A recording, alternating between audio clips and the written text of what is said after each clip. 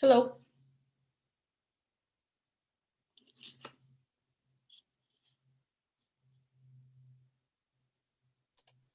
Hi. Hi.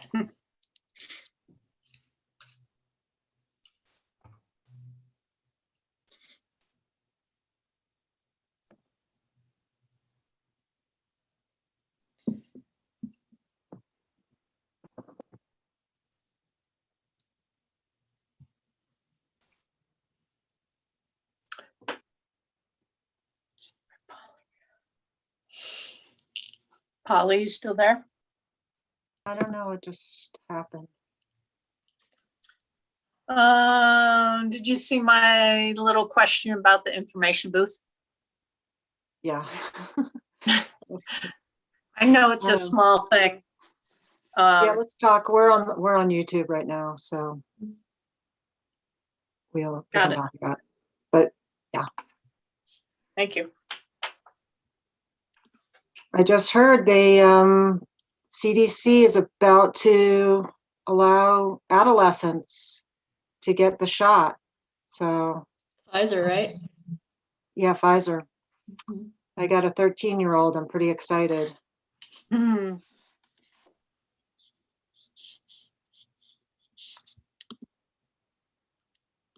Sheridan, Hi, Piper. Hi, Sheridan. Everybody. please. Hi. And then my poor younger daughter, she's turning 12 this summer. So I told her that on her birthday, she's going to have to get the shot. Mean mommy. No, it's a gift. Yeah, it is a gift.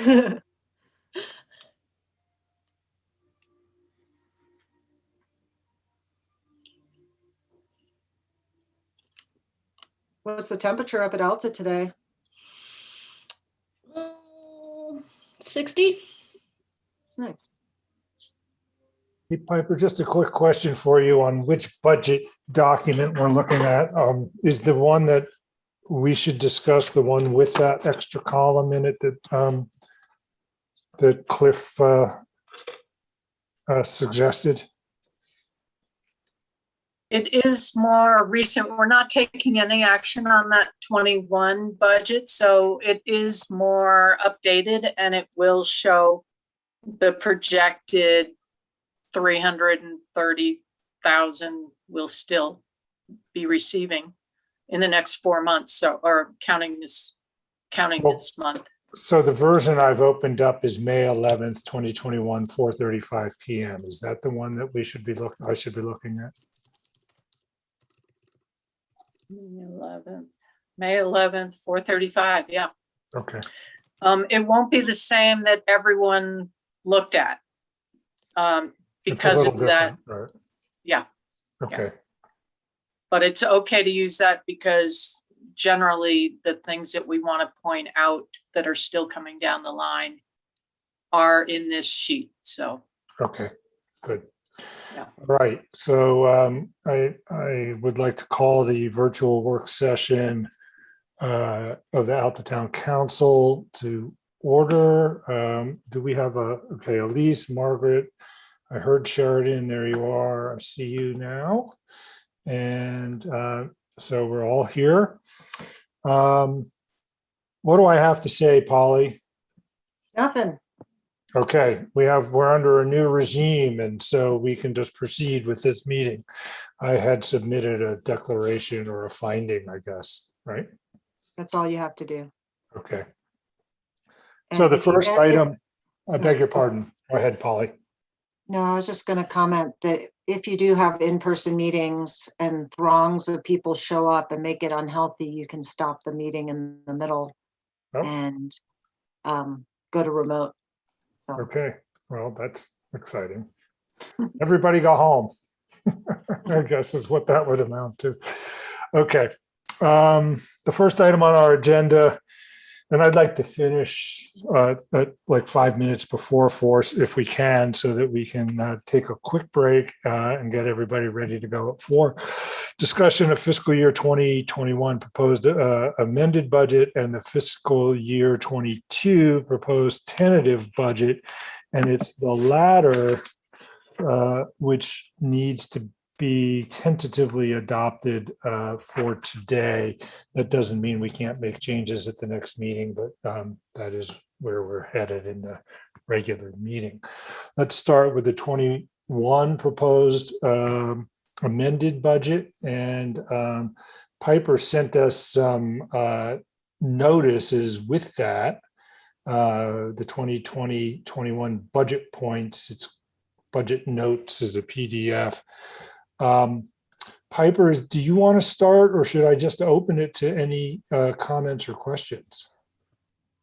I'd just like to start by saying I'm going to be looking at a different spreadsheet with there's no action on this 2021 budget at this time, but I am daily updating things on this. And the one I'm looking at, Cliff suggested there's a 6th column that has the difference between the approved January 2021 action that you approved and what I'm projecting in June. So the one I'm looking at, for instance, the one that I had sent out talks about sales tax of 865,000 because that's what we had received up to that date. We know what we're getting in this month in about 10 days, and it's 230,000. So we're already far over our budget, and we can expect 330,000 more than what is there on the projection. So we're in a good position to be in as opposed to the opposite, but that's one thing that I'll just throw out there. And then the other thing that you'll see on your 2021 budget is that instead of financing a new police car, we're going to pay for that cash, so to speak. And we're also replacing another vehicle that's a 2013. We're ordering that truck as well and pay cash for that. One reason that we're going on the spending spree is not to waste money, but to use money wisely and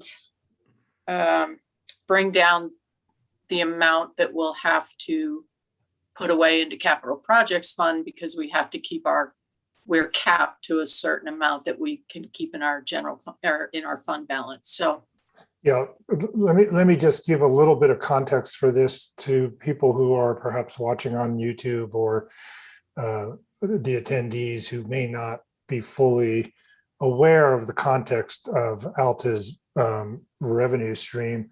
Because we're a resort, we have a lumpy revenue stream, right? We have income starting in November. We get the income 2 months after the sales tax has been charged, or we get the property tax at the end of the calendar year in November and December. And then we collect sales tax until about June. And then we essentially don't collect hardly any sales tax again until, well, we don't actually get the check until January is when it starts to come back. And so we end up with a very large general fund balance at this time of year, but we have to be able to spend it for the lean years the lean months when we don't have income. The issue with the cap on our how much money we can have in the general fund is that the legislature thinks that they did not draft this policy and ordinance with resort communities like ours in mind, but with communities that have a more steady income stream throughout the year. And so their idea is if you collect a whole bunch of money and have a bunch of money in your general fund, you're probably overcharging the taxpayers. So we end up having to move money into a capital projects fund to keep our general fund money limited to our legally required cap or allowed cap. So that's what Piper is talking about. And since we have the cash on hand now and our budget for next year, we are going to assume a typical, we are assuming a more or less typical revenue stream for the ski season, because the pandemic presumably won't be depressing our visitation. We decided that rather than spend money on interest on financing a police car, we can just avoid putting it in the capital projects fund by buying it. So I hope that was a helpful kind of positioning of the situation for everybody who's listening. Yeah, thank you, Mayor. Yeah. So I will say the reason we're over budget on the revenue stream on the sales tax is because at this time last year, we were in the pandemic. We were looking forward to a ski season with great uncertainty whether or not it would even happen. And so what we did was we made as conservative as possible. I give the staff kudos for their creativity and thanks for their patience. They didn't get raises. We cut back our spending to as much as we could in June, frankly, without having to lay people off, which would have been premature because we didn't know whether we would have a ski season or not. And if we had a ski season like we did, it would have been completely unnecessary to take that draconian a step. But we wanted to put ourselves in a position where we could survive the best we could, given the pandemic and kind of a worst case scenario analysis. I want to say right up front, I really appreciate the efforts of our lodges and our ski area in having a ski season, having some revenue for our community, keeping as many people employed as possible, and putting us in this position that we're in today. So I really appreciate that. Piper, back to you. I really don't have much more except I can't remember if the 70,000 that we're expecting from the American Recovery Act is in that budget that I sent out or not, but I know that Jen or Harris received Jen received an update today saying that money could come in mid to late June. So I'm not sure if it's going to make it in this budget, but it is, I believe it is in this budget. I can tell you if it's in this budget in a second. Yeah, I'm looking for it. I'm not, let's see. Yeah, it's in the there. 1039? 1036. 1036. Yeah. 210, 1036, 210, right? Yeah.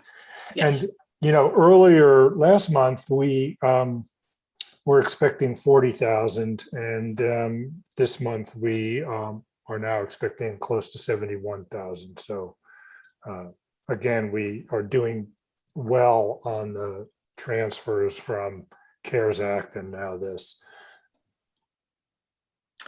Okay, so I guess so with that, yeah, I think questions would be good. Yeah, that's where I was headed. So comments, questions, we will adopt this amended budget an amended budget, a reconciled budget next month. Piper, I wonder if you could do us a favor. It would help me. I don't know, might help others in the meeting too. A lot of times I don't print out every budget worksheet. It's just kind of awkward to juggle them all. What if you could share your screen with the with the new column that shows the change in the proposal from January, and I'll defer to you and the mayor how you'd like to run it, but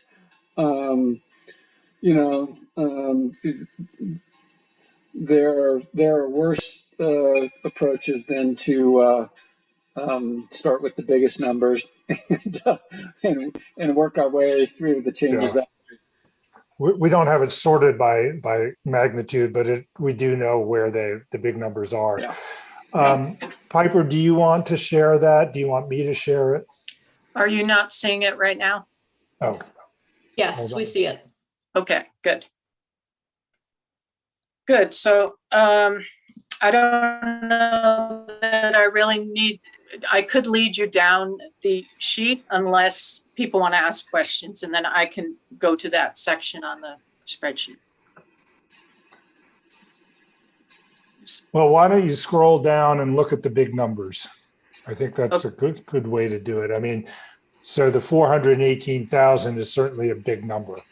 And Right. that was the one we just talked about in terms of sales tax revenue. Yes, Just a procedural question or whatever. Is this spreadsheet available anywhere or you just have it on your computer? it's a snapshot. It's in my computer. I can send, I can send it to the council after this meeting or during this meeting. I could do that. Piper, weren't you saying that this is up on the town website now, this version? Not this version, no, Okay. because I didn't want to confuse the council because I sent them one that didn't have that. So, And I'll just point out, Margaret, this is a table in a PDF file. It doesn't show up as a real spreadsheet. And in fact, one of the limitations of Cassell is it doesn't export to a spreadsheet in a clear, in a convenient way. yeah, in Excel. Okay, so that's a big number there.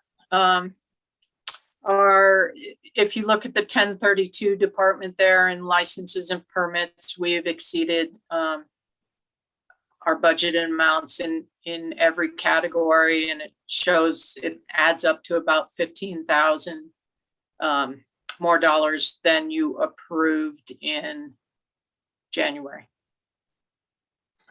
I might also say, knowing what I know from my day job, and Elise can, probably back this up too. March and April were a complete change for Alta Lodge, and I'm sure the other businesses throughout town. Maybe not as drastic for Alta Ski Area, since they had pretty steady skier traffic throughout the season. But for Alta Lodge, March and April was completely different, as our returning guests who had been vaccinated started coming back, and our numbers blew up in March and April, and you'll see that in the April. You'll see an effect in the April sales tax revenues when they come in, I'm sure. Good for Which you. is- That's great. Which is June and July. Yeah. Scrolling down, go ahead. Sorry. I was just going to point out that I think we need to reserve 20 minutes for the other discussion of the next year's budget. So let's look at the highlights here, if that's okay. Okay. Yeah, the impact fees are different than we expected just because of additional building, right? For the impact fees, it's way more than we budgeted because we found a mistake in an impact Oh, that's right. fee on one of the building permits and collected an extra 14,000, I Okay. believe. So, yep.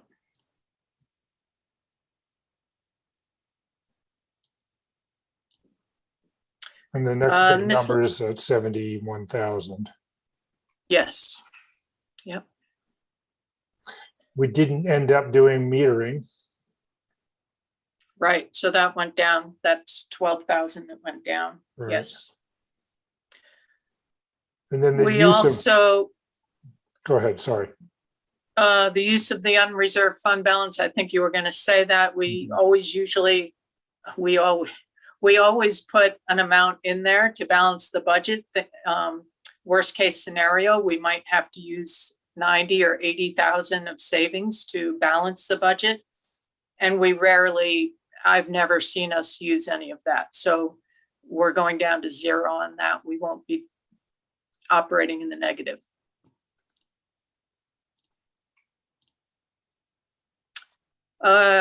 Impact fee,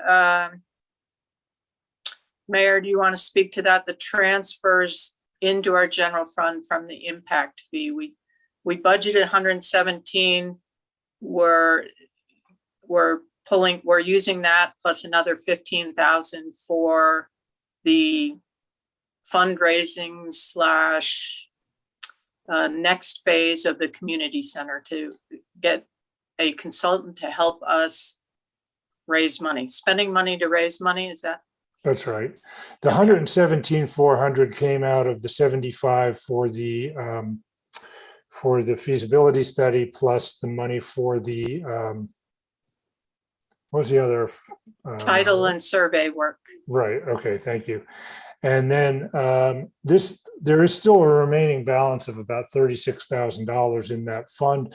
The money has to be spent only on restricted set of, can only be spent on a restricted range of activities that are relevant to the impact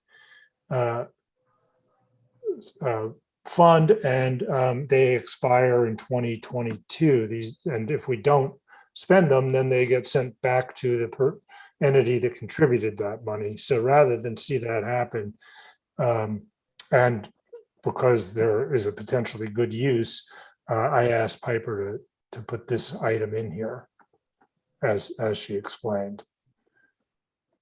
Right. Yeah. So one thing I'll just point out here before you go too far, the transfer from the sewer fund, we put this in here because this was the amount that the sewer fund owes the general fund, and we were looking for all the revenue sources we could find back in June.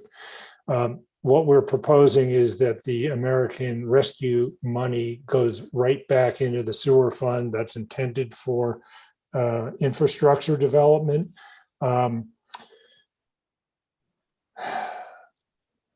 It cannot be used, well, so with any luck, we'll get it in this fiscal year and we won't have a confusion with any potential backfilling on a tax cut, which we're proposing for the next fiscal year, which is prohibited under that act.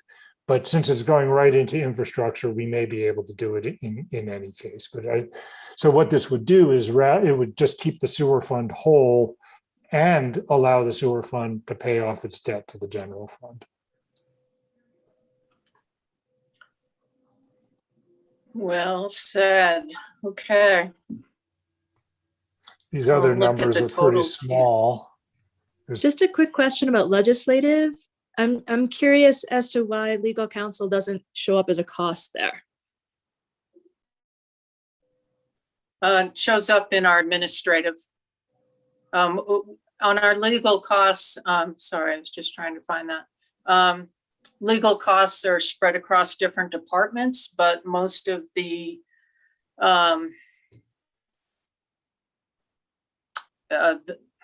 bulk of that is in the administrative department.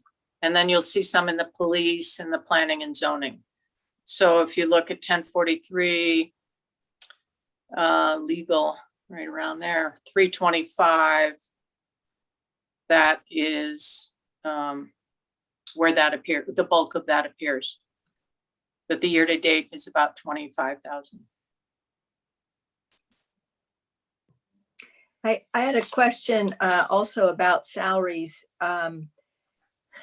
Harris, you're absolutely right. Our employees deserve not the reduction essentially in their salaries for this last pandemic year, but an increase. And so I see that we are looking to give a 2.5% increase. And the question I have is whether or not that's retroactive or when that takes effect, and whether or not the numbers are actually reflecting that. Because as I did some of the numbers, I didn't get 2.5%. So it's probably my error, but I just want to make sure that we are doing for our employees what, not necessarily what they deserve, but at least in that direction.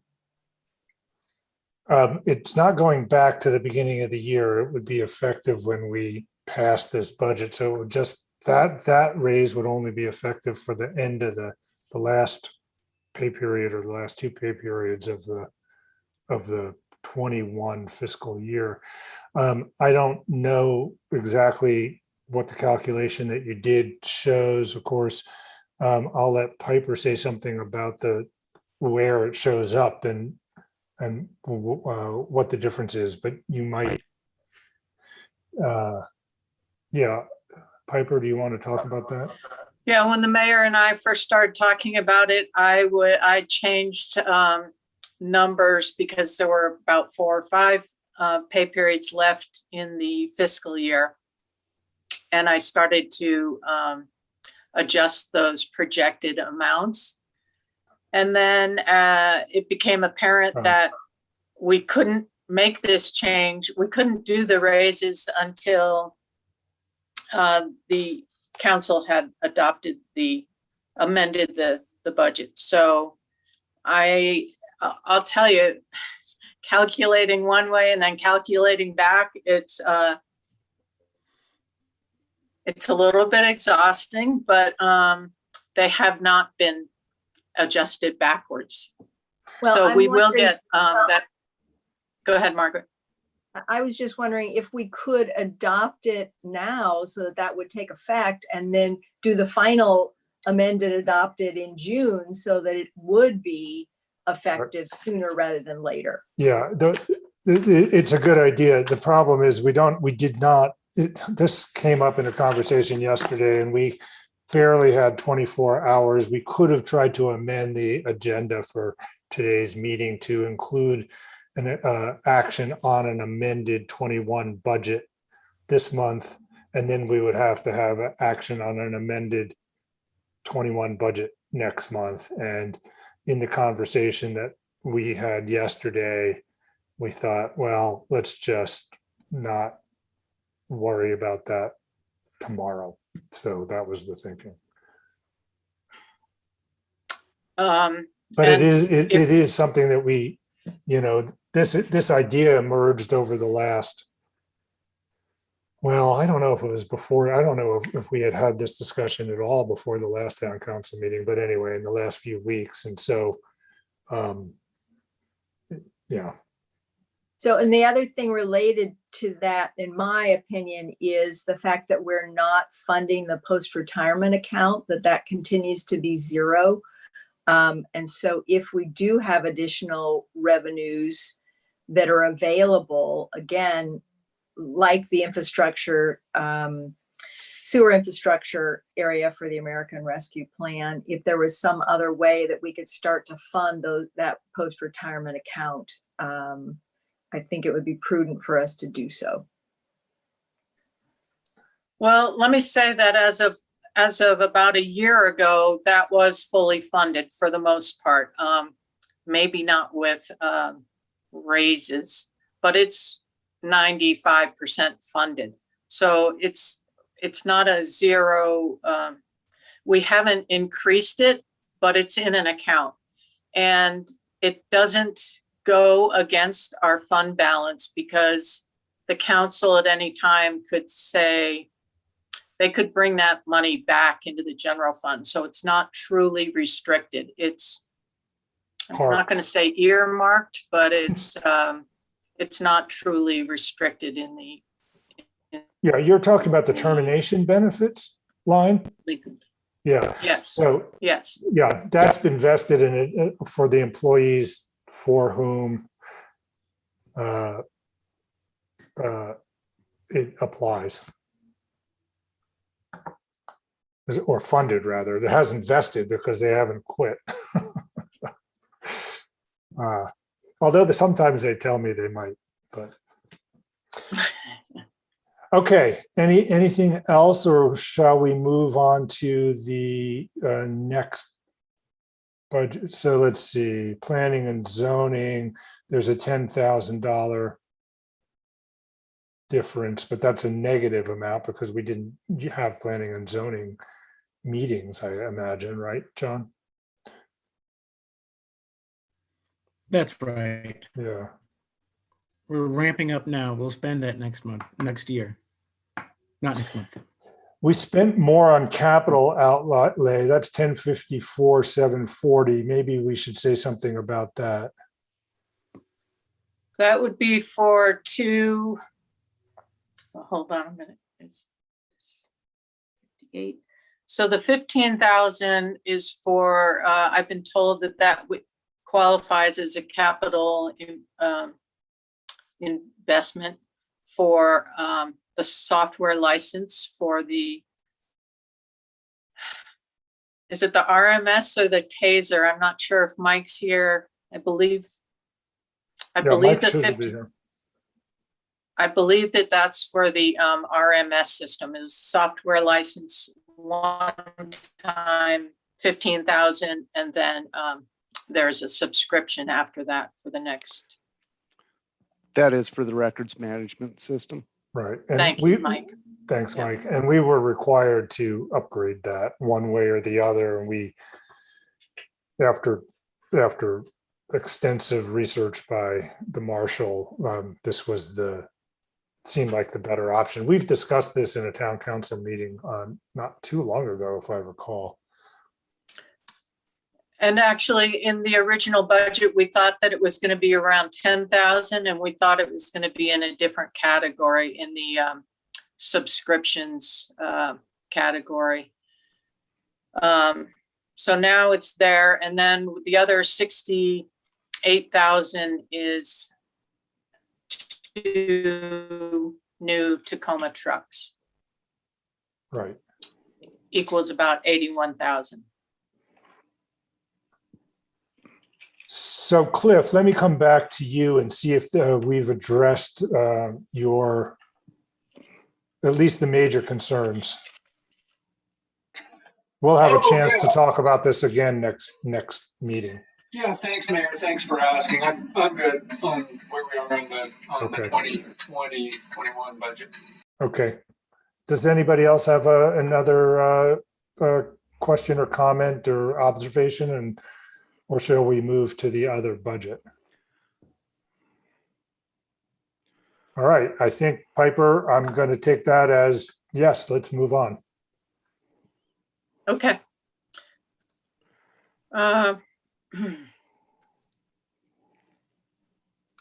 So now we're going to look 2022. at the proposed 21-22, which is the 22 budget, really. Yeah, here we go. We can start with the property taxes, if you want to talk about that, Mayor. Sure. So as everyone knows, the UFA costs had been paid out of our general fund, and last year half of them were, and the other half were forgiven essentially. And then this year, the amount is off of the town's budget. And Cliff brought up the idea of at least, I'm going to spin what you said to me, Cliff, begin to lower our property taxes commensurate with what we are not having to collect for fire services from our citizens. And there were a couple of considerations here. What we put into this proposed tentative budget is a decrease of about 25% in the property tax collection. And I'll, let's see, let me see if I can find so I'm going to share my screen briefly. Oh, I can't do it unless you stop, Piper. Yep, I'll find that here. And let me start off by saying that our tax rates are not high, and I know that that is well misunderstood by people in the town. And in fact, a resident told me that he spends much more on his property taxes than he does on his season passes. And I looked it up, and he spends about $2,000 on his property taxes that comes to the town of Alta, is what we were talking about in the email exchange I had with this property owner. And I said to him, well, I don't know how many season passes you buy, but if you buy a couple of them, you're paying more for season passes than you are in property tax. And I think that people think that the bulk of the property tax comes to the town, but by far the bulk of the property tax goes to the county and to the school district. And what, can you see my screen, Piper, and everybody? Yes. Okay, so this is a list sorted by local tax rates from high to low in the column C here. And you can see this is our current rate, the one that is in effect right now in the 21 budget. And the total tax rate, even with the UFSA, is over here, and you can see that 0.014 for Alta is not all that different from a number of other places. Cottonwood Heights, Taylorsville, Midvale, and Brighton are paying at or about the same. What we're proposing in this budget that we've got before us is lowering this rate here, the local tax rate, from 0.001260 down to 0.00939, which would put us in the bottom three of the municipalities in, we didn't have the information for Riverton, so that's not shown here, but it puts us in the bottom of the municipalities in Salt Lake County.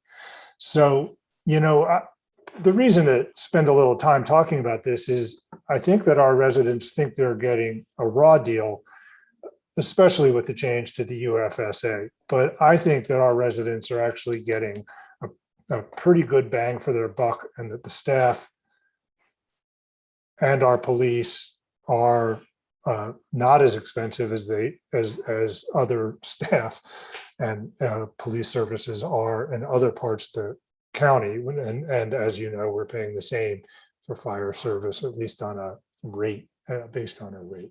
So go ahead and you can go back to the budget, Piper, but I just wanted to kind of put that in context.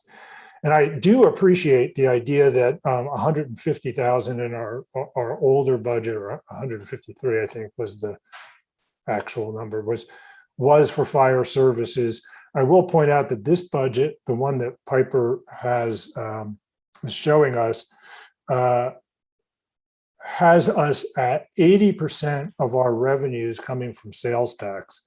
And I think we have to be a little bit careful not to go too far in that direction because of the volatility of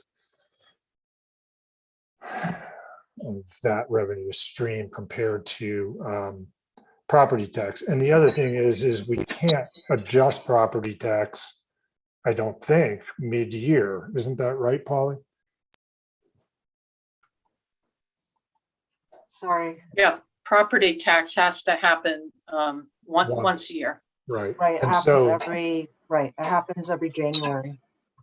yeah, so anyway, all in all, while I'm sympathetic to the idea that all of that 153 ought to go back, we're putting back, 100,000 instead of 150,000 is our proposal. Mayor, can I speak to that? Sure. Yeah, you were forthright about the fact that you were spinning my position on this. I just think we have to give the full break to the property taxpayers for the 152,000 that we're saving plus inflation.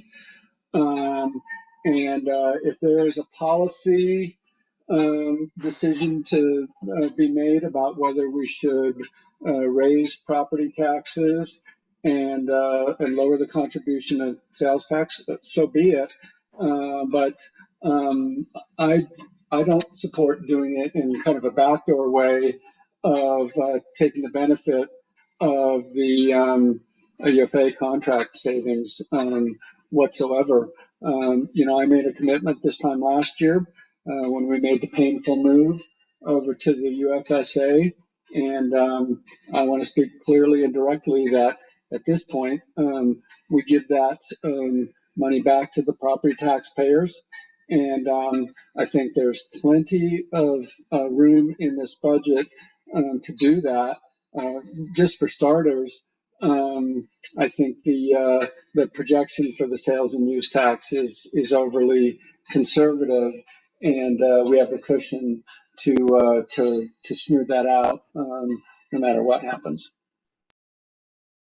Yeah, I mean, I think it'll be interesting. I would be certainly interested to hear from the other town council members. I think that Council Member Curry and I just have a little bit different perspective on how aggressive to be on this dimension. And if anyone else wants to speak up, I'm just going to throw it out there that the mayor and I have talked about increasing what appears here to $50,000 so that it's closer to the Yes. 1920 actual number. Right. So we were actually in the version that I am looking at of, oh no, it's not the same. Right. In a worksheet, we were talking about making this 1,250,000 on the assumption of the sales and use tax, consistent with Cliff's view that this is pretty conservative. So we were going back to the 1920 actuals. Although that may still be less assertive than what Cliff had in mind.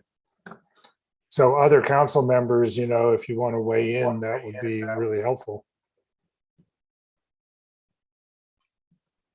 So I just have so the property tax rate change for the town of Alta, whatever we decide, it gets adopted in this budget, and then it has to get voted on in January. Is that what Polly was saying? Or No, we it have to goes, do it's in effect for the calendar year. Okay. And so I was just, I think I understand both where Cliff and Harris are coming from. Like it was a very hard decision to go to the UFA. And I think if we can give as much back as we can to the property owners, that'd be great. But I also don't want to be too heavily reliant on sales tax. I think that has been told to us before by consultants and other people that is, and even the county, when we were going down this road a year or two ago and they were looking at stuff, we are one of those communities that's very heavily reliant on sales tax compared to other towns. I am hoping that some of the studies that we're going to do this summer when it comes to like our revenues and rates and different things, that maybe there's a way we could, from those studies, get some information that'll help us be a little better in charging for revenues or, business licenses. So I'm not really sure what the rate should be, just that I understand where both Cliff and Harris are coming from. And I am just a little nervous about being so sales tax heavy. I think we already are overly heavy in sales tax, but maybe those studies that we're going to do this summer will be helpful. Yeah, I think that's I think that the way I hear you, Cliff, is you think that there's a kind of an ethical obligation on the one hand, plus you, I think, are on a different side of that crux of the issue of sales tax being risky. That's how I'm understanding your. Yeah, we are very sales tax dependent. We're a resort community primarily, and that's not going to change. The business model of our community as a whole, there's going to be ups and downs, but that's not going to change. I'm wide open to reevaluating the mix of property tax and sales tax. I don't have a prior point of view on that, but I do have a strong point of view that savings of the UFA contract, the 152,000 plus inflation, that needs to go back to the property taxpayers, and we have plenty of room in this budget to do that. And then what we do in future years that remains to be decided. I agree with Cliff.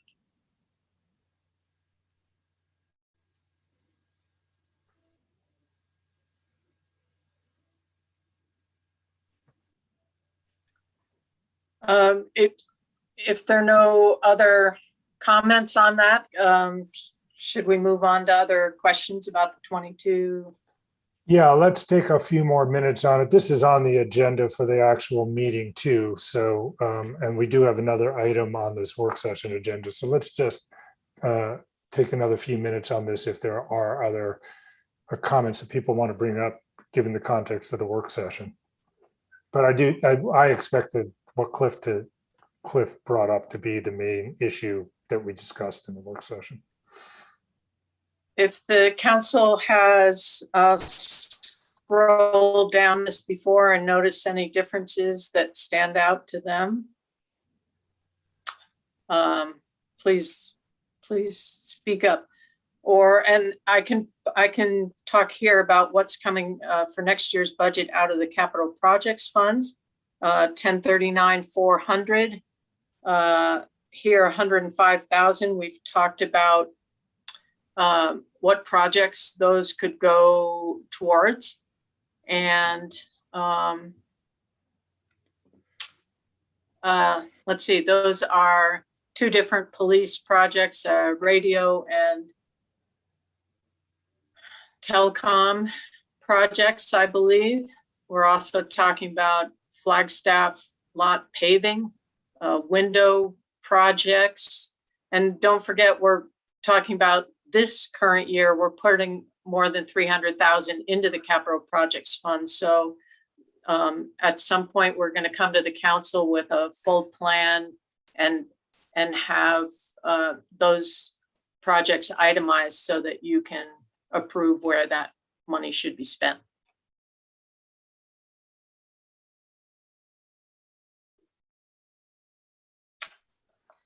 All right, well, so let's move on to the second item on our work session agenda, then we'll come back to this this budget in the main regular meeting. And that item is the business license ordinance and the Peruvian Estates parking provision. Okay, Now, I'll try to stop sharing at some point. Yeah. Sorry. I'm not sure. So the update is, well, let's talk about what the staff was asked to do and has done since the last town council meeting. Thank you, Jen. Yeah, I think that's Jan. Yeah. Oh, I was saying thank you for stopping sharing my screen. I think Oh. she took over. Yeah, Jen, do you want to talk about the Peruvian Estates? Sure. I don't have much of an update from my standpoint. I think the council all got an email from our attorney Polly on that. So we kind of halted on our outreach at this point. But there was a request from Margaret, I believe, on looking back into some minutes from the planning commission and whatnot. And that was a project that John was working on. I don't know if he's ready to report on that or if we want to just push this forward to the next council meeting and allow him the opportunity to compile that information a little bit more. I'm not sure if anybody saw that overview that I did. I did a draft overview of going back to the minutes from 72 to like last month. There's nothing entirely clear. I mean, there's no smoking gun in there that said, this is what you have to do. And there seems to be a difference between what happened in the past related to the planning and zoning and the land use ordinances versus the business license ordinances. So it's inconclusive. I mean, there's no direct answer that would really help us out to go forward. We're gonna have to think about it. I mean, land use wise, single family houses, it seems like even with caretaker units, 2 parking spots. It got a little convoluted when we start talking about caretaker units and when the caretakers could be the owners, where the planning commission started saying, well, it makes sense to have 3 spots because you got the 2 for a single family residence, 1 for a caretaker. The conversation kind of twisted around a little bit in that people in the Peruvian estates 25 years ago were worried that caretakers' friends would come and visit them.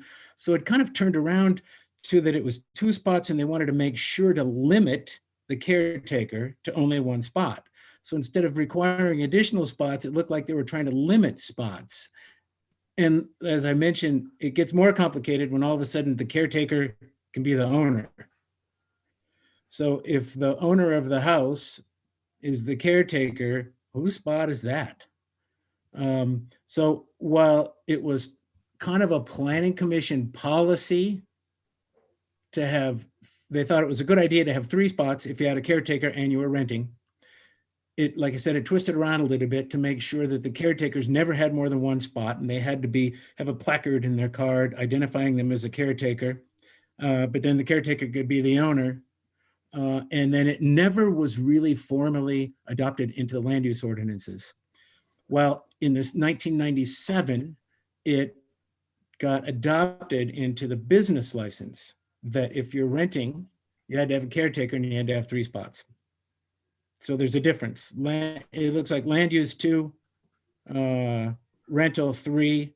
And at one point, the chairman of the planning commission had asked Goldner if there was really a problem with only 2 spots. And this Goldner guy said, no, that was 1997. But that, so it goes back and forth a lot. But like I said, the history didn't give us any clear direction to change or make a decision. Well, I think the reason we wanted to take another month to look at this was just to figure out if there was any compelling reason or facts one way or another not to change the business licensing ordinance to 2 spaces, which is consistent with what the zoning calls for. And I haven't heard of any compelling reason. And so where my head is at right now is certainly not to take it down to 0, which is what we were kind of looking at last month, but to take it down to 2 spaces and make that consistent with the zoning. Yeah, what would happen, Cliff, is that the 2 would still be operable as a matter of the zoning, I think, but which is why John was just shaking his head, I suspect. But Yeah, we don't want 0. right, nobody, right, we're right.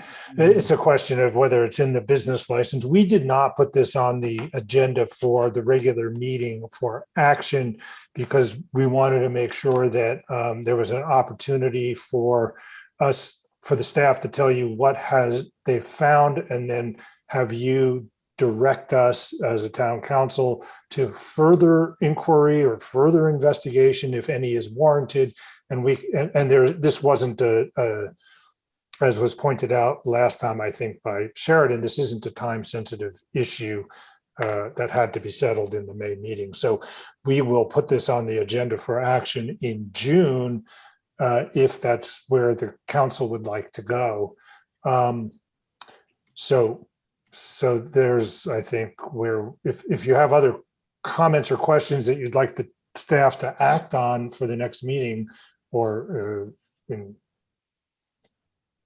please go ahead. Sheridan? So there is another essential aspect of the business license requirement that states that with the 3 spaces, if the property owners and the approving estates don't personally provide that on their own land, they must provide documentation that they have permission if they choose to park on others' land, or the business license may not be issued. And that's been in effect since 1997, as far as I can tell, has been very inconsistently applied. So my question is to John, did your research speak to why the Peruvian estates zoning ordinance was so specifically drafted with this. And then I also think it's quite critical that that not just be dropped away, whether we go from 3 to 2. That's an essential part of, I would say, much of the conflict in the neighborhood with regard to where parking is happening, who's actually renting property as opposed to just a single family homeowner and land property owner. And those are critical issues about this ordinance that currently are enshrined. And I see no real reason to change. I was a little fuzzy on what you asked, Sheridan, but going back from, it seems like in the beginning of time, 72, the Mayor Levitt said, well, it came to the council in about 81, and they wanted to solidify what was actually happening in the Peruvian estates, and that was single-family houses with caretakers. And I don't think it was, I'll have to go back and look, and I will get you this little summary, and we can pull out the minutes again, but it was, they tried to do the zoning for Peruvian estates to allow rentals and caretakers because that's what was happening. So we did the zoning to reflect what was actually in use at the time. And during the initial part, it was, the full focus was on interlodge and employee housing. They wanted the houses to be able to have caretaker units, and the caretakers, there was a big argument about whether or not the caretakers could be charged rent. Caretakers weren't initially supposed to be charged rent. They were supposed to be caretakers to provide service to the owners, and the caretakers couldn't be the owners. So it was for employee housing and the rentals, which the mayor had said that, the Peruvian estates did that since the beginning of time. So that's, the ordinance was crafted to reflect that, especially for Peruvian estates where other places don't have that. And then they said that so providing employee housing is one thing, and then provision of public safety and interlodge notification by the caretaker. Because if you're some bozo from Iowa, I can say that being from Iowa, and you rent a house out there, you have no idea what interlodge is. So if you were going to rent a house, that's what they wanted. They wanted the caretaker to be able to provide that. So it seems like all the discussion was about provision of housing, the housing being for locals, not homeowners, at no charge, and provision of public safety and interlodge notification. The parking didn't come into effect or into play until, I don't think, 1997 or so. But I'll go back and look, and I will get you that information. Thank you. Well, there had to be a reason Good eye. that they wrote the ordinance that way, right? I mean, there had to be a reason that they wanted to Sense. put I mean, those.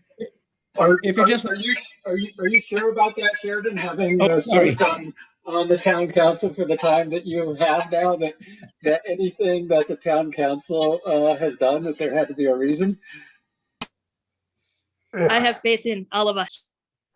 So I think that one issue for us to consider as we go forward on this question is, do we want to make it impossible to have nightly rentals in that area or not? And I think we should be explicit about our view of that. And parking is going to be a bigger issue more generally in the town of Alta.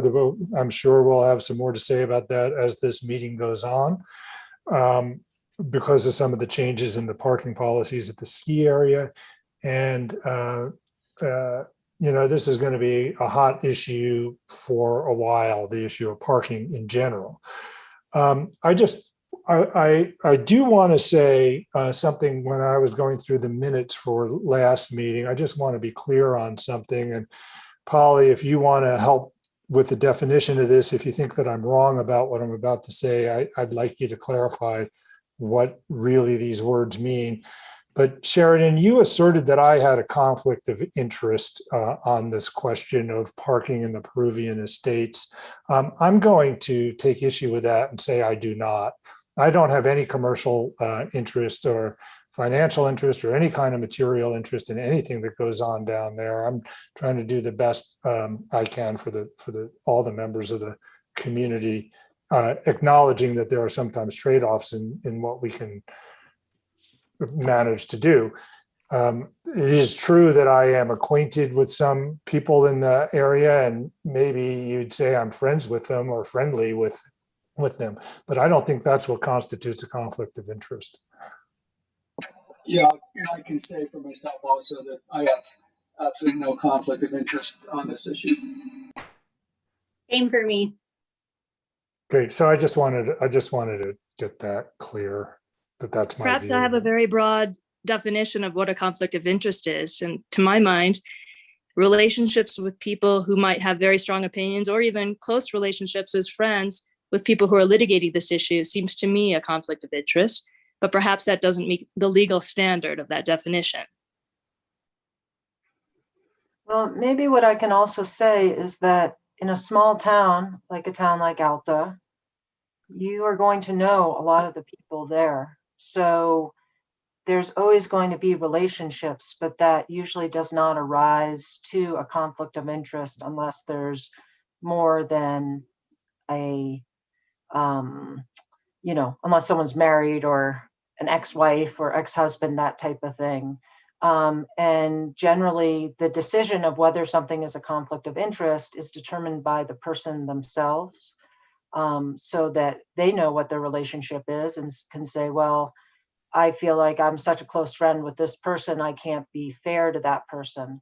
But the other thing is that when you're talking about legislative matters, generally the conflict of interest doesn't apply, because unless there's a monetary issue or a direct familial issue, because legislative matters apply to everyone. So as you just said, Sheridan, that, maybe it doesn't arise to the legal standard, but hopefully that can explain a little bit better what that legal standard is. Thank you. Then in that case, I would like to clearly state that I do not have a conflict of interest in this. All right, so it's 3:59. I'm gonna let's close the work session, take a 1 minute or a 2-minute break, and come back and start the regular meeting. Okay. Thanks.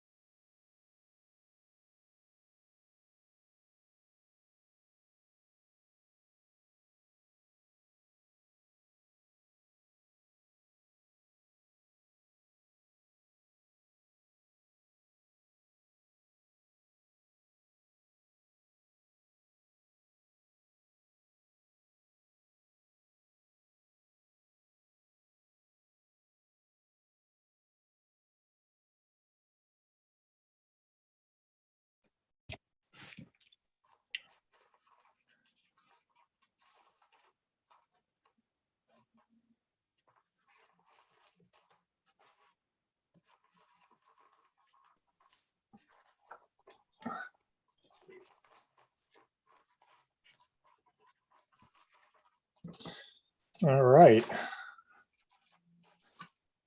So I saw Cliff was here a second ago. He looks like he turned off his camera again, but why don't I open the regular meeting of the Alta Town Council? This is Wednesday, May 12th, 2021. This is just an electronic meeting without an anchor location, consistent with my published finding. Okay. First, is that all I need to do, Polly, on the declaration again? Just Yep, to make sure. yeah, you didn't even need to do that anymore. So Okay. I know habits are hard to break. Well, yeah. I know it's, I guess it's going to be time to start wearing shoes and showing up in person in meetings before too long. So. Yeah, Okay. what are we going to do with all the time that we're saving? We could either make the meeting longer, or we could call it cocktail hour at 6 o'clock.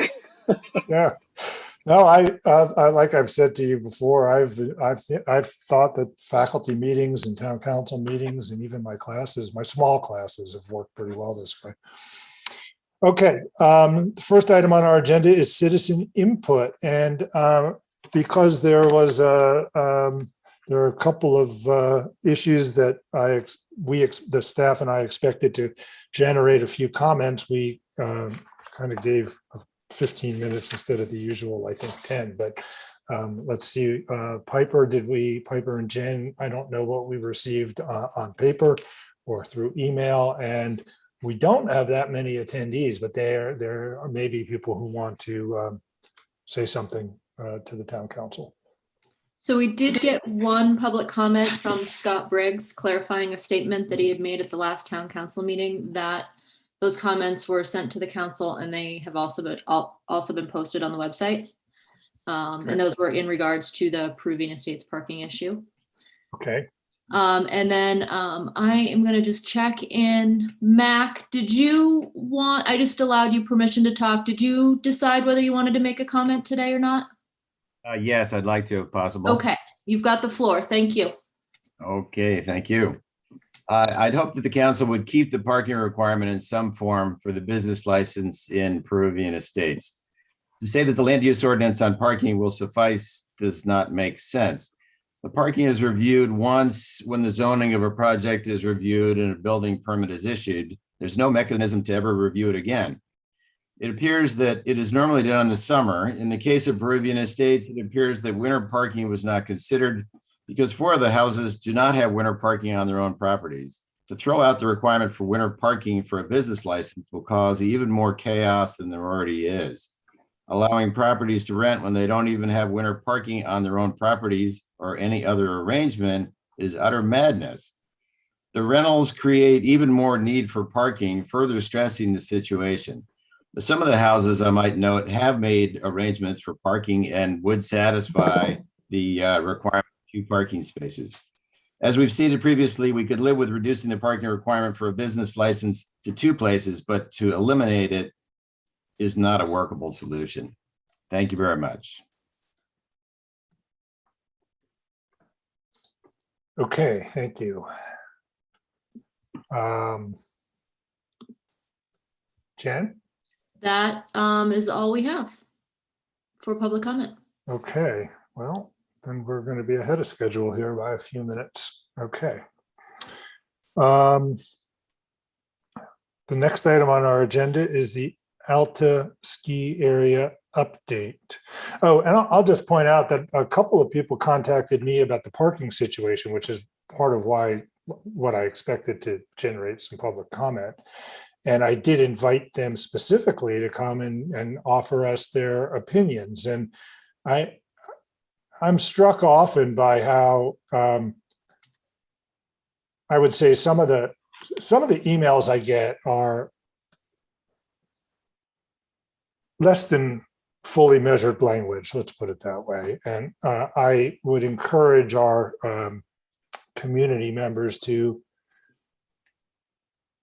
learn the facts, and they can do that by asking me or the staff before they start leveling a tax on people. And if they want to come to town council meetings and be part of the citizen input process, we are eager to hear their opinions, it seems to me. All right, Mike Mon, Alta Ski Area update. Mike, you have to unmute, please. Thank you. Minor detail. Huh? I don't have a lot today, just a couple little updates. You know, we're proceeding with some of our summer, getting ready for our summer projects. You seem to have been plowing a lot of snow in the Corkscrew and Nina's and Shush area. We plan to plow that out and then let that melt. It's probably be mid-June before we start doing anything else in that area. But that's going to be our major project for this summer. And then we are continuing to move forward on working out the details with our parking management, paid parking system for next season on our peak periods. We've been talking a lot with Interstate Parking. We're in the final process of reviewing our contract and trying to get a contract signed with them so that they can start moving forward right away and some of the customization that we're requiring of their system. We're currently working towards the system would be basically provide complimentary parking for most season pass holders, discounted parking for people that bought tickets on alta.com, and all other users would pay the regular parking fee, which at this time is $25. We are working with the mayor and some others in the town staff on trying to figure out how we will move forward in addressing the needs of overnight parking and other users in the town of Alta. Current thought is what we're working towards, but don't have the specifics for at this point in time, is moving towards maybe most of the north side parking being in the town, being under permit and accommodates certain users, whereas everything on the south side of the town and in our lots would be paid reserved parking. That's all we really have to say about it at this point in time, because there's still a lot of details that need to be worked out, including some details with some of the people that own private land within those designated areas. So we've got some work still to do. And as we kind of get through that a little bit more, we'll disclose that information as it becomes available. Any questions on parking before I move on? Oh, I'm sure there are many deep questions on parking. I do have some questions about parking, and that was, you talked about permit parking on the north side and so on and so forth. Do we have any idea what number of parking spaces we're talking about on the north side versus the south side versus in totality? Yes. There are a total of about 2,000 parking spots in the town of Alta, which includes all of the ski areas parking lots. When we look at just the north side parking, it's, I have that number.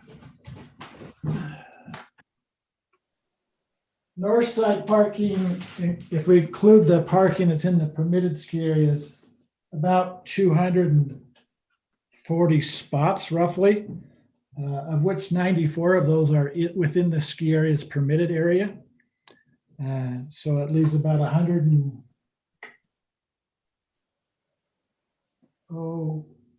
it leaves about 150 roughly on the north side that are either in UDOT right of way or private property or public property on the north side. And so it's fairly complex. And when you look at the ownership and who has jurisdiction over the various pieces, we're trying to come up with a simple way that it's managed within the town of Alta, that it's clear for the people that come and clear for everyone that here's the area where you maybe have to have a permit and here's the area where you have to have a reservation.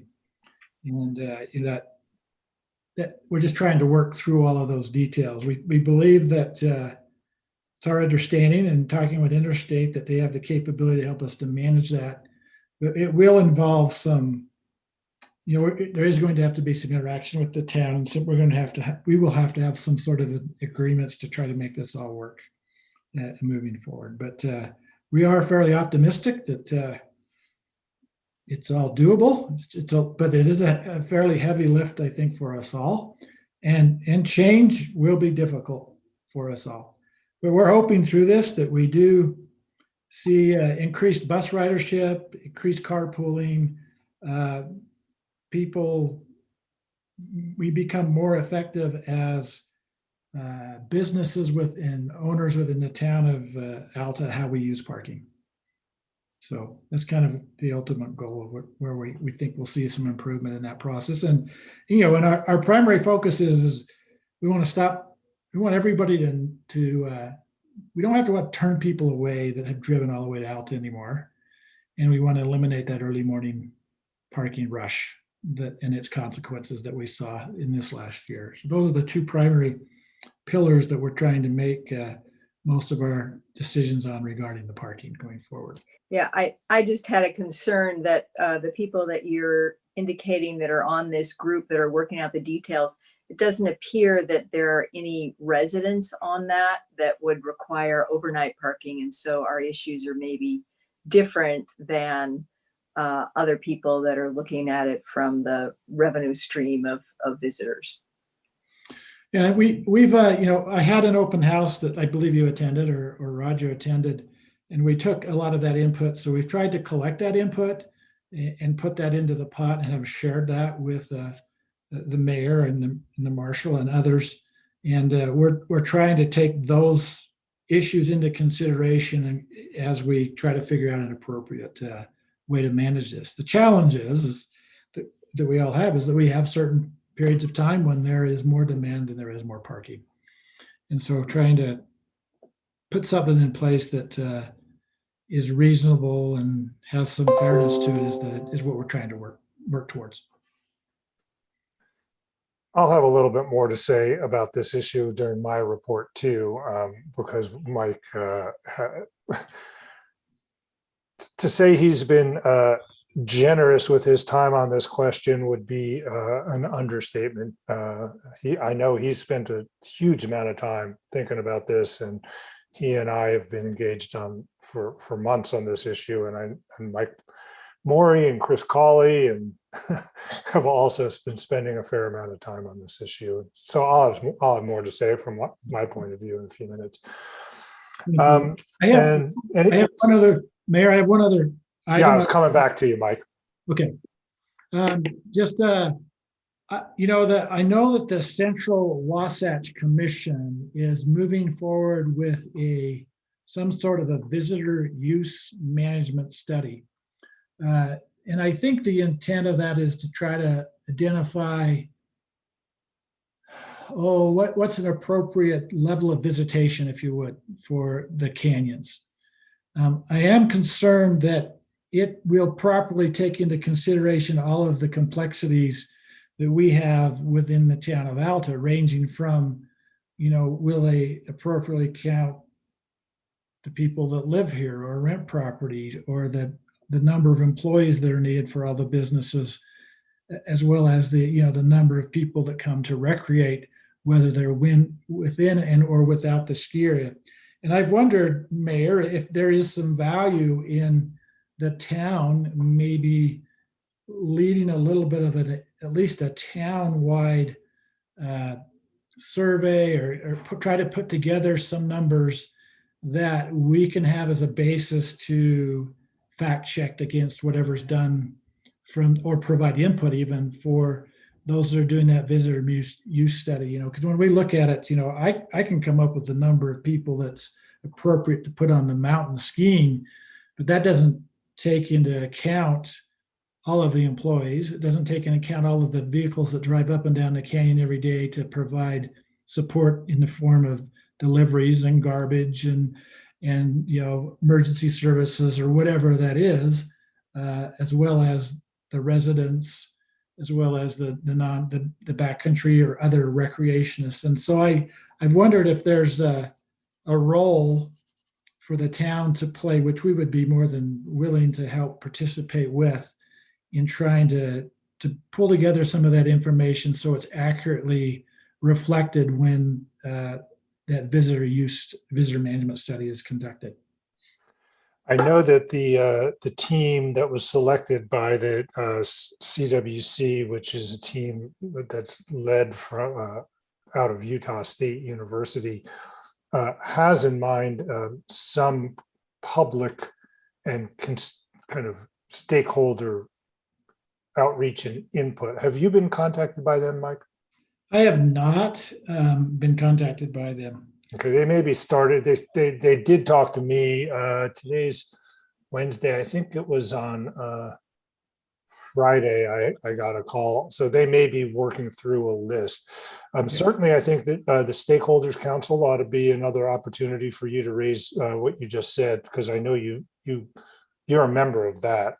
But I think it's a good idea that they hear about, for example, they should know how many parking spots you have, just to take one example, to tie it in with the last issue. Parking spots is one issue, but the number of, the parking spots only deals with the people that come to recreate. It doesn't deal with all the other parts and pieces. Right. No, I was just picking out one datum, right? Yeah, no, I think that they need the best information they can. And if they make a report that has faulty assumptions or faulty assumptions which lead to unfounded conclusions, that would be a real waste of time. So I'll bring that up with the Central Wasatch Commission, and they've just gotten started. This is going to go on in the summer. Unfortunately, the timing is not great given the timing of the UDOT's EIS process. And I heard a rumor, Harris, that that EIS actually might be released this next week. Have you heard anything about that? I had not heard that it would be coming that quickly. My impression was in the fall, but I know that the CWC has been discussing amongst itself the importance of trying to release a statement ahead of time. And I think that the CWC is trying to come to a common text of a position in the next weeks. I wonder if that's gotten kind of confused in some people's minds with an EIS. Might be. Okay, that's all I have. Okay. You have some questions for us. Yeah, thanks, Mike. Any comments or questions besides what we've already heard? Sheridan. Thank you, Mike. Is it accurate that if you are a season pass holder, you have only 2 complimentary reserved spaces available to you on weekends? So what we're still working through the details of this, but what we are looking at is season pass holders would have the capability to have 2 advance rolling reservations on weekends. So you could go out and make 2 reservations for weeks in advance. And then we will release a block of tickets, say in October, and it will be these number of spots are available every day to be reserved. And season pass holders could go out and reserve 2 of those at that point in time. And then the week before, or 5 days before, whatever that time period is going to be, we will release all of the remaining parking spots. And at that point in time, a season pass holder could reserve for the next weekend, and it does in addition to the 2 they already have out in the future. So they can have up to 4 actually active in the system at a time, but 2 of them have to be in the current week and 2 in advance. And the reason of cutting it down to 2 is we learned from Snowbird, who started with 7 per season pass holder, that a third of their season pass holders booked all the reservations very quickly that were available in that 7-day period of time. And so they had a lot of people that were really irate that they didn't have a chance to get a weekend reservation. And so we've been trying to find that right balance of where that is. And right now we are looking at 2, but we have not at this point in time released that or settled as that being the final. So we're still in analysis. Thank you. And so that will only be 2 for the entire season, or it's kind of a rolling period based on when you release the. So they make the 2. If they would make 2, and when 1 is used, they can make another one. So it rolls. So they have 2 rolling reservations, complimentary, that are there. And then they could have the 2 in addition to that. They could have 2 for the current week that would be there.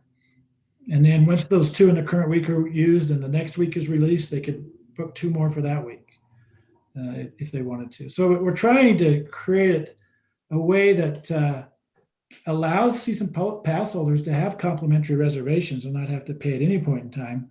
But yet there are some restrictions, so all season pass holders kind of have an equal and fair chance at it. So Mike, there's no, the cap on the number of free parking spots that a season pass holder could hold is something like 2 every week, if it worked out well for him or her.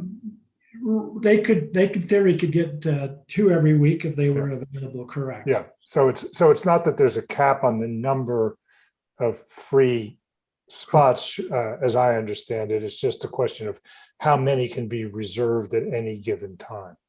And the challenge will be, once again, supply and demand. So we're moving the turnaround is being moved from the bypass road to a virtual turnaround where you're in a pool and there's only so many reservations available. Well, Thanks.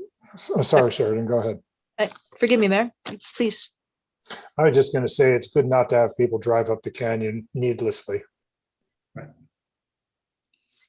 And just a quick follow-up about the plowing that happens off of the gold miners lot. I'm sure that you find this concerning, Mike. I know I do. It just seems like a lot of garbage and dirt and oil and whatever from cars gets snowcatted right over Little Cottonwood Canyon stream, the culinary water supply. I just wonder if any abatement plans are in the works to potentially filter that through berms, through earth berms, through any number of things, that it's not actually just going directly right on top of the stream.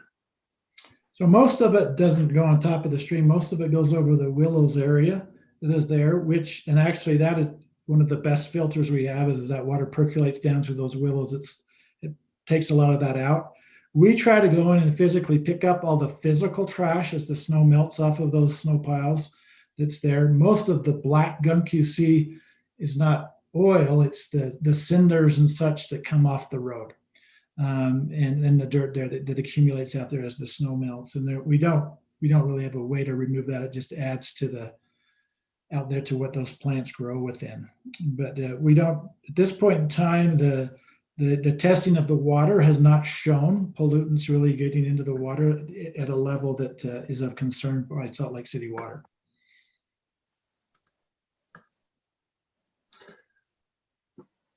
I have a question for you, Mike. Maybe because it's so visible and people may not know what's going on, could you review a little bit about the construction in Nina's and Shush Gully? And Sure. I know that today you were removing some trees and people noticed, so and probably have questions. Yeah, so this has been an issue for a number of years. We used to have what we call the Wildcat Cat Track. You used to go across the bottom of Wildcat of the High Rustler ski run. And for years, we found that cat track was problematic in that skiers coming down High Rustler, if we had some people that lost control and slid, when they slid and hit that cat track, usually become fairly severely injured. As well as in low light issues, they became injured. And so from our insurance agency and others, it was suggested that we should take that cat track away. And so when we proposed to take that cat track away, originally we proposed a project here in Corkscrew to widen it a number of years ago. And when we undertook that project, for budgetary purposes, when we got into the project, cost had increased and we were not able to do the project as originally designed. We did about 3/4 of that project. We didn't quite make it as wide as it could have been. And but we went with that. And then what we have seen now is we continue to get a lot of feedback from skiers and others that Corkscrew is still too narrow for the number of people that you exit through that route off the mountain. And so we, as we looked at that over the past, it's been 5 years, we've looked at alternatives and explored other ways to try to help disperse people and make it less congested through that area. And so we came back to a couple of years ago to the Forest Service and said, well, what about if we go in a way widen Corkscrew to its original length, and then we take out the hump between Neenahs and Shush and take a lot of the pitch out the bottom of that run. So we have an alternative way for intermediate skiers to get off of the mountain and not congest everybody into that one spot. The Forest Service was supportive of that. And so that's kind of what that project entails, is we will take all of the fill that's currently up in our phone lot will be used, as well as the fill that's coming out of the little bit of widening of Corkscrew, which is about 30 feet wider at its narrowest point. And then the hump to kind of take some of the steepness out of the bottom, in particular of Neenahs and Shush, and provide another way for intermediate skiers to get off the hill. So that's what that's all about. It does require, we are cutting some trees on the Corkscrew side, and those trees in the middle will Corkscrew and Neenahs will come out as part of that process. Okay, thanks, Mike. Margaret. I have another question for Mike. In terms of the summer, I understand that you're not planning to plow the summer road. You've repeated that a couple times at prior meetings. And in the past, you've plowed at least into the campground to be able to have that open. And I'm wondering if you have a projection on when the summer road is going to be open to the general public for use, and your summer operations will begin on the summer road in the campground. We are currently planning to start our training on June 23rd. Hopefully that maybe around the first week of July, sufficient snow melt will occur. Generally, we let most of that melt out. We generally always have to do a little bit of plowing still, plow through a few drifts in some places to try to get that open. Historically, it's some years we've made early July and some years it's been mid-July. Looking at the current snowpack and the rate that it's melting, we're fairly optimistic it may be early July. Thank you. Okay, thank you, Mike. You're welcome.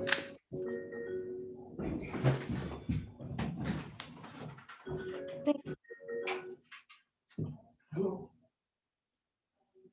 Yes. Hang on just a minute, can you? I'll be right back. Oh, did you hear? You heard none of that. So next on our agenda is Jay Torgerson from the UFA. Chief. Good evening. Can you all hear me okay? Yes, we hear you. We don't see you. Turn my camera on. Sorry about that. You might be better off not to see me. It's good to see you, Jay. Good to see you all as well. Just to update you on a few of the things happening within UFA. Our recruit school is moving right along. We are week 13 in the 16-week process. So those folks will all be done towards the end of this month. There are 33 recruits still in the camp. Once they finish, 10 of them will be coming to my division. 10 of them don't have any kind of medical training, so they will come to us and we will provide them with EMT training. That's the base level training that we have for all of our personnel. So we'll start that the very first part of June. like you, we are all in the budget process right now, and all of the division leads presented our budgets to the Finance Committee last week. I think the mayor may touch on that in his report, but we all presented our budget proposals to the Finance Committee last week, so it's been busy for all of us preparing those. We are also nearing the start of our hiring process. We do a hiring process once a year for all firefighter positions. So if there are any town folks that are interested in employment with UFA, all that information can be found on our website at unifiedfire.org. We are doing something a little bit different this year. We are in need of paramedics. That process to provide someone with training to become a paramedic takes about a year, and it's also quite expensive. And it's a position that you can't just put anyone into. It's a lot of training and experience that goes into that. And so in order to try to keep up with retirements and people moving into different positions within our organization, we are doing a lateral hiring process for people who are already paramedics, and offering them years of service to come to our agency that they can bring from wherever they worked or they have experience from outside of UFA. So we're hoping that we are able to attract experienced people to UFA to become paramedics with us, and that will be part of our hiring process. As far as our call volume for the quarter to date, so April 1st to May 12th, I can't believe we're almost halfway through May, we have had 14 calls for the town of Alta, 12 of those being medical calls, one being a fire or an alarm call, and one was a service call. It's interesting to look at the difference between last year, quarter two, total calls of 7. So a significant drop off last year, and I think that was directly related to COVID, with the resort shutting down, and it was prior to people actually getting out. I think we definitely saw an increase in canyon use towards the middle of summer. So this year, just year to date, quarter to date, actually 14 calls, where all of quarter two last year was 7 calls. We have had a number of calls already with search and rescue within the canyon. We work cooperatively with them. Once the resorts have shut down and we no longer have the ability to work with Ski Patrol and WBR, it's nice to be able to coordinate with the SAR groups and with the Alta Marshal's office and with UPD to help those people that call for help in the backcountry setting. Our crews are actively working on water rescue training right now. The stations that we have that are actually participating in that training is a station there at the mouth of the canyon on Wasatch Boulevard. So 116 is one of our water rescue stations. And we have a station in Taylorsville along the Jordan River that also participates in that training. So those 2 stations would be utilized with a couple of other stations throughout the valley with other agencies that are all trained and equipped to respond on any kind of water rescue call out that we have anywhere in the valley or in the canyons. We're also very involved with wildland fire training. All the projections are pointing towards another busy season here in the state as well as across the West. So we have preparations to be ready for that as well. It was nice to see that the Alta Clinic and Dr. Ken has been doing vaccination clinics. That's awesome. I'm hopeful that your community has opportunities to get those vaccinations and that you're all well protected up there. We do have an event tonight that we're doing with ACE. Matt McFarland is going to be doing a Push to Survive CPR training class at the Lady of the Snows this evening at 6 o'clock, and I'm hoping to run up there and help him with that. But that's something that we can do more of in the future if that's of interest to the community. But Matt said that the class tonight is full. But like I said, we can do more of those if that's something that you would all like and it's helpful for the community. That's it for UFA. Any questions for me? Questions for the chief? You had mentioned something about maybe us doing some sort of a training in Alta, whether it had to do with the how we can make sure that our properties are fire safe, having a perimeter around the properties, and also about a pancake breakfast or something like that to help all of us become more familiar with what we need to do and to know about information for fire. Thanks, Margaret. So I will look more into that. Right now, we have not opened up any of our community events as far as the pancake breakfast with COVID. We're hoping to do that starting July.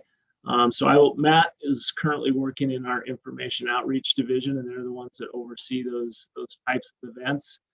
So I will talk with him tonight at the ACE event and see if that is a possibility. And if so, if we can get on the calendar for that.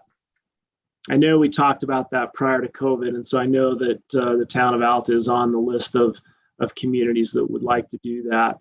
And then it's the same sort of thing with gatherings for any kind of wildfire protection program.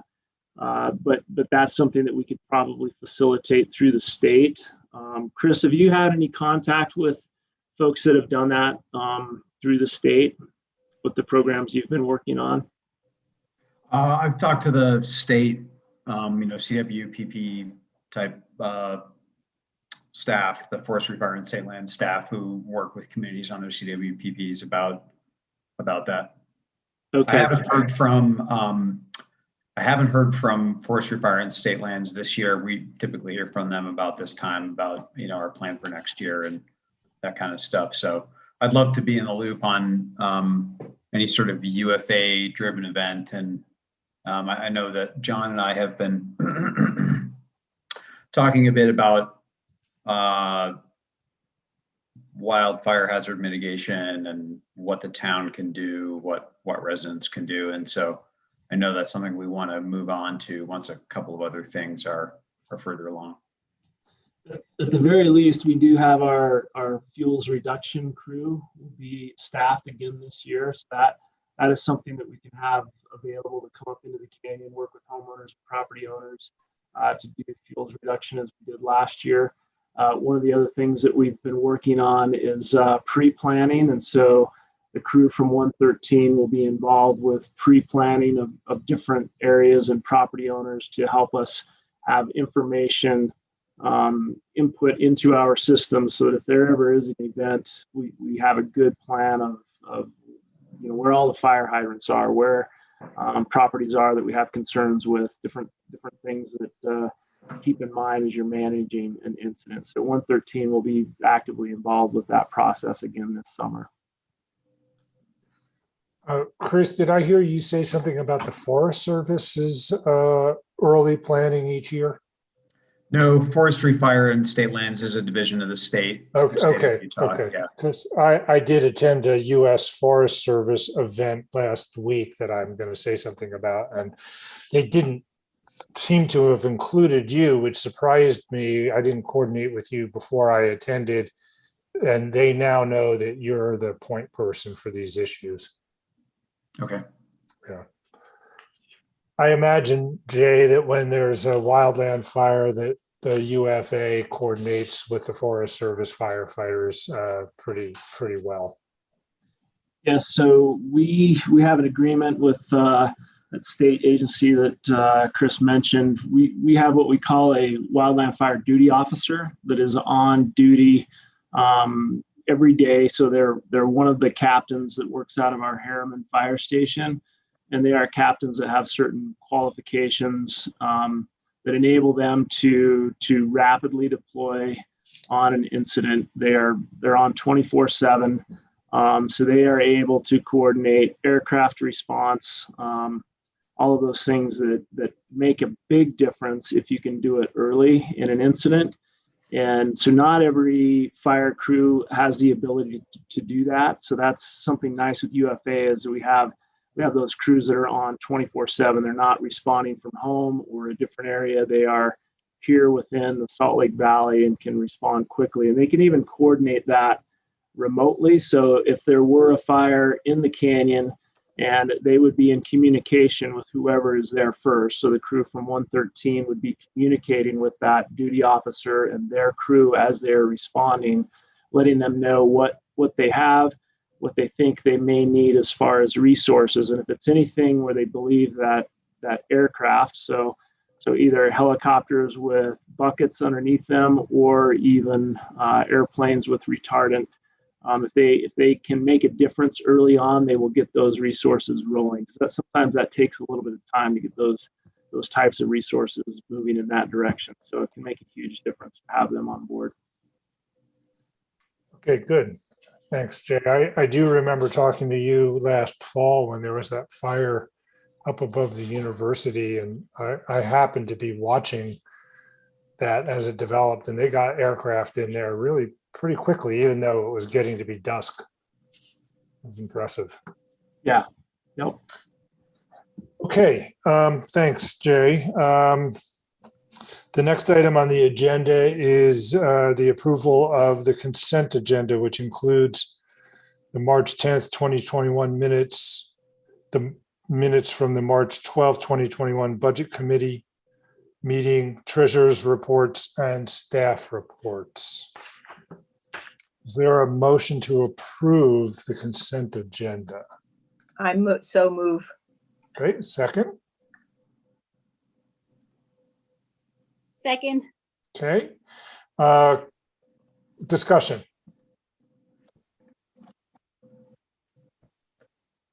All right. Oh, Sheridan? Oh, I have some comments. I wanted to ask Polly, so what is the formal record? Is it the SoundCloud legally, or is it the notes, the minutes? So it's kind of both. Under Utah law says the minutes are the official record of the meeting. However, that was written, I think, before, when they were using little micro cassettes. And nowadays, always the audio is required to be kept indefinitely along with the minutes. And so I would say that both are records so that if that helps. It does. It just it begs the question, since I take issue with how the conversation around the ordinance for the Peruvian estates has been both implemented and also is understood amongst council members, and how that was represented in the notes and framed. It begs the question why we simply just don't have a transcript of our meetings for our minutes. I can say, as someone who reads minutes a lot, it would be very cumbersome to have minutes just be verbatim. You'd be looking at many times the amount. There is no legal requirement, though, for minutes other than certain specifics in terms of who's present, the general discussion item. But so minutes can range from anywhere from, council discussed, summer cleanup to a verbatim conversation. But I would say that of all the towns that I've seen, minutes are usually something that are, more succinct so that you can read it. And then if there's something you have a question of, you can go back to the tape itself and listen to what was actually said. And I did talk to our transcriptionist. She now spends 2 to 4 hours, 2 to 4 times the length of the tape or the audio to do our minutes as a summary, but transcription takes 6 to 8 times the length of the meeting. But there also is another option, kind of a hybrid option, where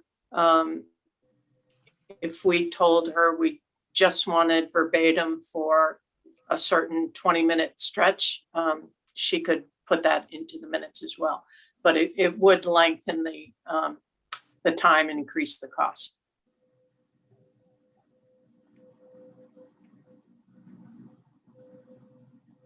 Piper, didn't she make a comment about when that, the verbatim is typically used? And only as a result of legal actions typically is when she received that request, just if that's about. Yes, yes, yes.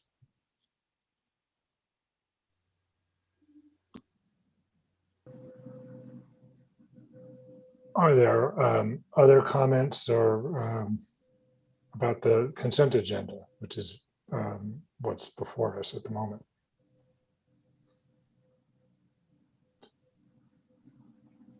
Okay, hearing none, let me call this question. All those in favor of approving the consent agenda, please say aye. Aye. Aye. Aye. Opposed? Okay. Sheridan, I didn't catch whether you voted yes or no or abstained. I'm going to abstain. Okay, thank you. Okay, so it's 4 yes and 1 abstention. Mike Maury, I think it might make sense to ask you to say something. Thank you for your report. You have been part of the conversations around parking. Is there, I'm going to say something in my mayor's report, but if you wanted to add any comments about that, this might be a good time to, it's not exactly a question about the report you wrote, but it might not be a bad thing for you to tell us what you're thinking about that. If you don't mind, and you need, yeah, thank you. Sure. I'm not exactly sure how far down into the weeds that I want to get. Yeah, I wasn't suggesting a really deep Yeah, dive. but just generally speaking, we've been watching the Alta Ski Area's decision to go to a paid and reserved parking system on weekends and peak periods for all the areas in their permit area. Their decision making has evolved, and we've tried to track that as best as we can. I think it's fair to say that we initially maybe started looking at how do we react to a scenario where areas that the town has managed historically for overnight commuting employees and other day use areas, and by that I mean the areas east of the Snow Pine that are in Alta Ski Area's permit area. How are we going to react to the potential loss of that parking being under the town's control? And I'm fairly optimistic in saying that, some of the concepts that we're talking about back and forth allow the town to maintain control of those areas, albeit probably under some type of permitted system, possibly even enhancing our ability to provide parking for residents and guests. But there's a million small details that we have to look at. Chiefly, we've got to be anything that we do with regard to parking, we've got to make sure we're legally there in the first place. We're having some really detailed discussions with Polly. Some of those involve potential ordinance changes, for maybe refining the role that we or others take in enforcement of a permit type system. So I think we're getting close to knowing what the issues are. Getting them on paper into a formal plan is another story, but we know we're on a short clock and we're going to get it done. Okay, good. Thanks, Mike. What Mike just said is consistent with my understanding of what's been going on. I've been to a number of the meetings with Mike, and Mike has had some without me, and is well on top of it. And, we really need to make sure that we don't burden our police beyond what we can manage. And so I'll say some more about that in just a minute. Are there any other questions about the departmental reports? Are you I- asking for comments or just mean, we've already voted, so are we in the departmental comments? Oh, you're right. I just, whatever you want to say, Margaret, go ahead. You're right that we've already accepted it. So it's kind of a moot question, but yeah. Yeah, I didn't know. Elise, are you talking about what we were just talking about? Because I have another issue. As far as the departmental reports, well, first I have a question, and this may have slipped my mind. When our June town council meeting is, what day is that? Because I know that falls on a different day than normal. It's the, is it the 16th? 16th.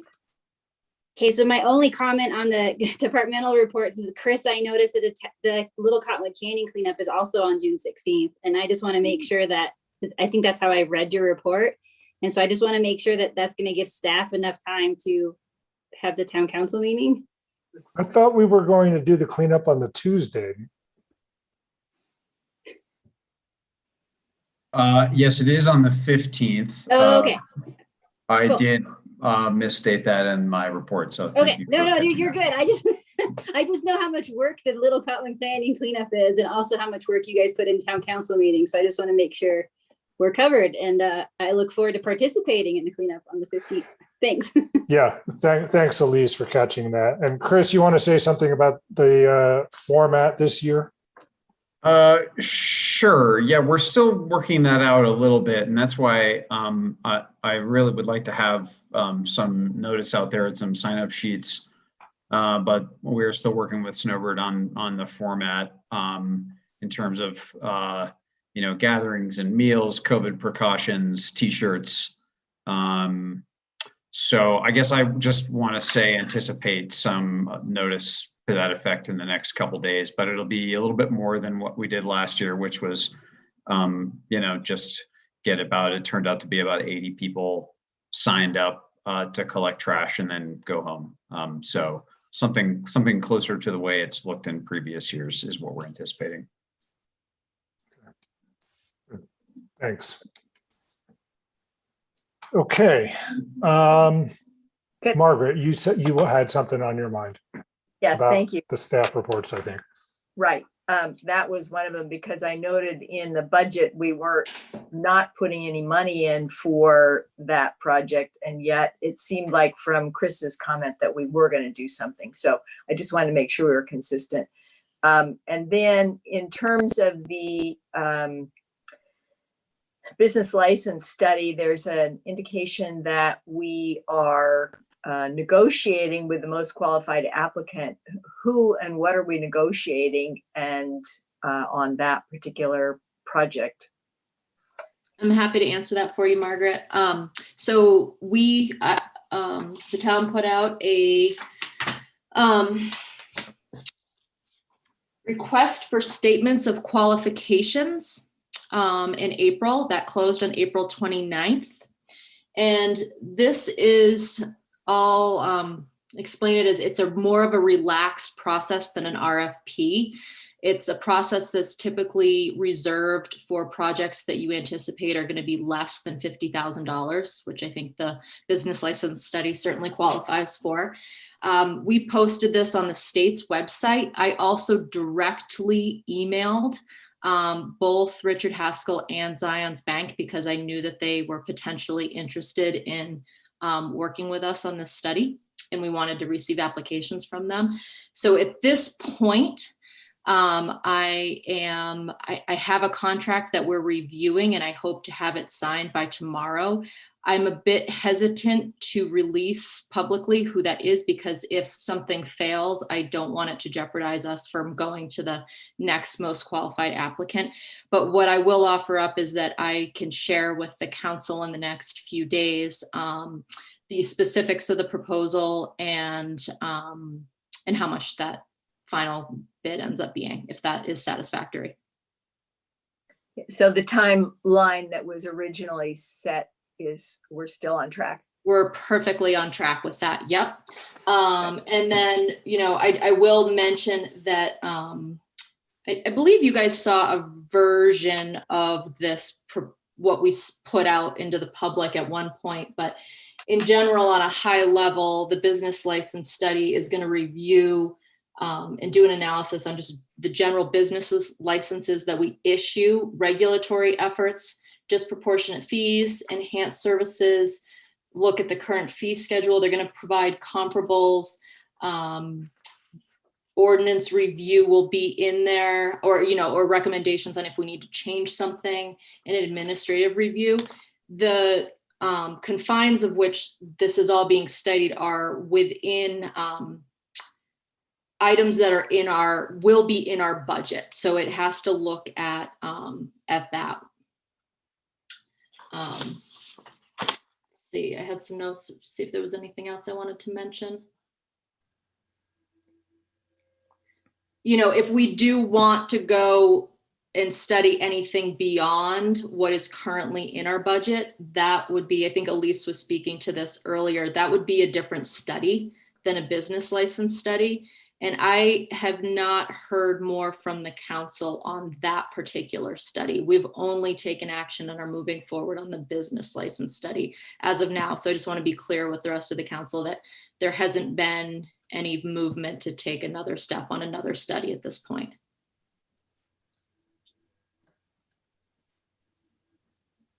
Then my last question, I think, is also in Chris's notes to us about the full-time dispatch, building maintenance, and the marshal's office. I don't know if that's something that's going to be talked about later in terms of the budget or not, but it just referenced dispatch and marshal's office, and I'm not sure what the difference is there. And building maintenance, I saw in our 22 budget, it looked like we had some funds there, but I'm just not sure what that job entails. There are many things that need to be done in Alta, and so how much are we going to pile on to this individual that we're looking to get?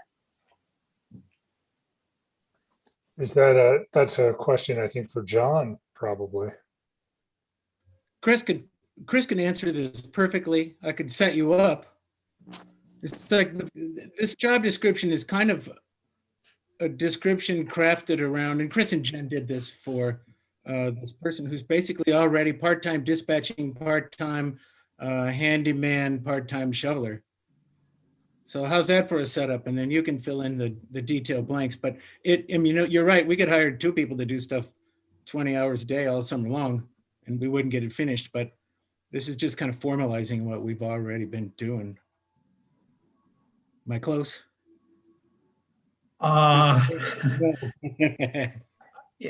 think so. I guess, yeah, Mike, go ahead. Margaret, maybe I can answer your question directly.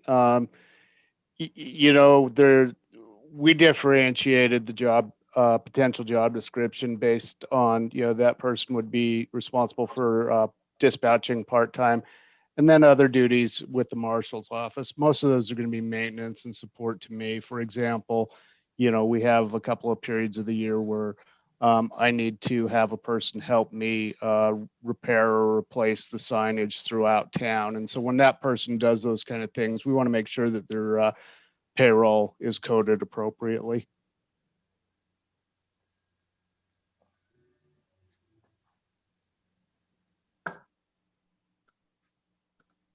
I don't have a lot to add. We do have one part-time employee in particular who works a lot of hours as a part-time dispatcher. And yeah, again, like we described, we want to compensate employees who work, full-time hours commensurate with, full-time employment status. So we're evaluating ways to shift and redistribute various responsibilities fulfilled by part-time employees into one position. So yeah, and Mike described, the difference between dispatching is a very cut and dry responsibility, and Mike and Mike's department have a great deal of needs that go beyond, dispatching and law enforcement And so that is one sort of category of tasks that this position would be responsible for. Thank you. You're welcome. Okay, thanks, Margaret, for the follow-up question. Anybody else? Okay, I'm not seeing it. Anybody looking to talk, to make further comments? So I will move to the next item on the agenda, which is my report. So let me start off talking about COVID a little bit. 42% of the population of Utah has received one shot, which is below the US average a little bit. 28% of people in Utah are fully vaccinated. As you've probably been reading, we are not on track for herd immunity because too many people are not getting vaccinated. It is good news that young people are increasingly able to, but we need to include the children if we're going to achieve that, is my understanding. It is possible to contract and spread the virus even if vaccinated, so be careful, especially indoors. We, consistent with that, continue to operate our office with one. Are we still on one staff member as of today, or did we? When are we making that change? I don't We're remember. all hesitating because I had an unscheduled vacation and people are moving. So next week. How about Okay. that? So We're transitioning, yeah. all right. So as of today, we Thank you. still continue to operate our office with one staff member at a time. But what we're going to do is have a couple in there at a time moving forward. Although they will be not on top of each other. They'll be in different rooms, et cetera. Masks are required in town offices, including the post office, gatherings of more than 50, and K through 12 schools through the end of the school year. And we'll see what happens over the summer if the governor changes his mind about the next year not requiring masks. I'm continuing to attend Salt Lake County Mayor's COVID briefings, but now they are alternate Fridays instead of every Friday. Our case rate for the past 14 days is 121 out of every 100,000 in Salt Lake County, which, at least on the New York Times website, is still considered a high risk. I'm continuing to talk, okay, moving on to other issues. I continue to be engaged with Alta Ski Lifts and the Forest Service and other interested parties about parking. And Alta Ski Lifts plans have generated a fair amount of concern on the part of residents, employees, businesses, and visitors. I've had conversations with people in each of those groups. I think the Alta Ski Lifts has adjusted their plans in ways that are helpful from where they were some months ago, as their understanding of the situation has been refined. One thing I'm really happy with is that they have decided to include a continuation of the UTA ski bus benefit, which I think is a really good move, and I appreciate Mike doing that. Chris Cawley, Mike Maury, and I met with Interstate Parking, as you know, and they're the vendor of the parking services to the Alta Ski Lifts company. It makes sense for us to be coordinated with what they're doing to the extent that we can. So we are exploring our options for parking that's under the town's control. We outright own a handful of spaces. We will likely end up having to apply for a special use permit with the Forest Service for the spaces that are not on Alta Ski Lift special use permit, but are on Forest Service ground. I already mentioned about the American Rescue Plan and the grant. And I've already mentioned, we've already talked about the tax rates, so I'll skip over those. The staff and I continue to receive updated information about economic assistance opportunities, and we forward that to our local businesses. There is, for example, a small business administration program for shuttered restaurants, and one of our restaurants in our community was indeed a shuttered business this whole winter. So with any luck, they can benefit from some of that.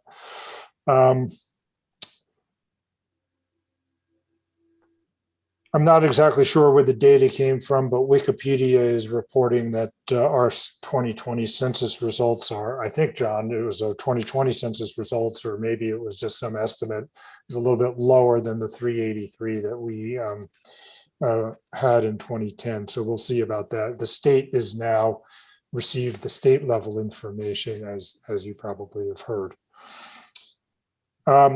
On the community center rollout of 2 weeks ago, I've received a lot of positive feedback from the community, from community members, and in the broader sense of our community, our next step would be to prepare a presentation package to aid in fundraising for actually building a building, or going forward with planning the building of a building. I guess that's the next step. Again, I can't thank the advisory committee members enough. They worked really hard and guided the development of the center and helped guide the programming ideas. And that, just to remind you all, it was Sarah Gibbs, Mike Mon, Jerry Weil, and Nicole Henderson who were helping with that. Among other people who have contacted me, one of the principals at the Lakai base station effort for the gondola proposal for transportation Little Cottonwood Canyon is quite interested in what we showed, and would be very interested in having a top station for a gondola opposite a community center on the south side of the road, and somehow mirror its architectural style and function.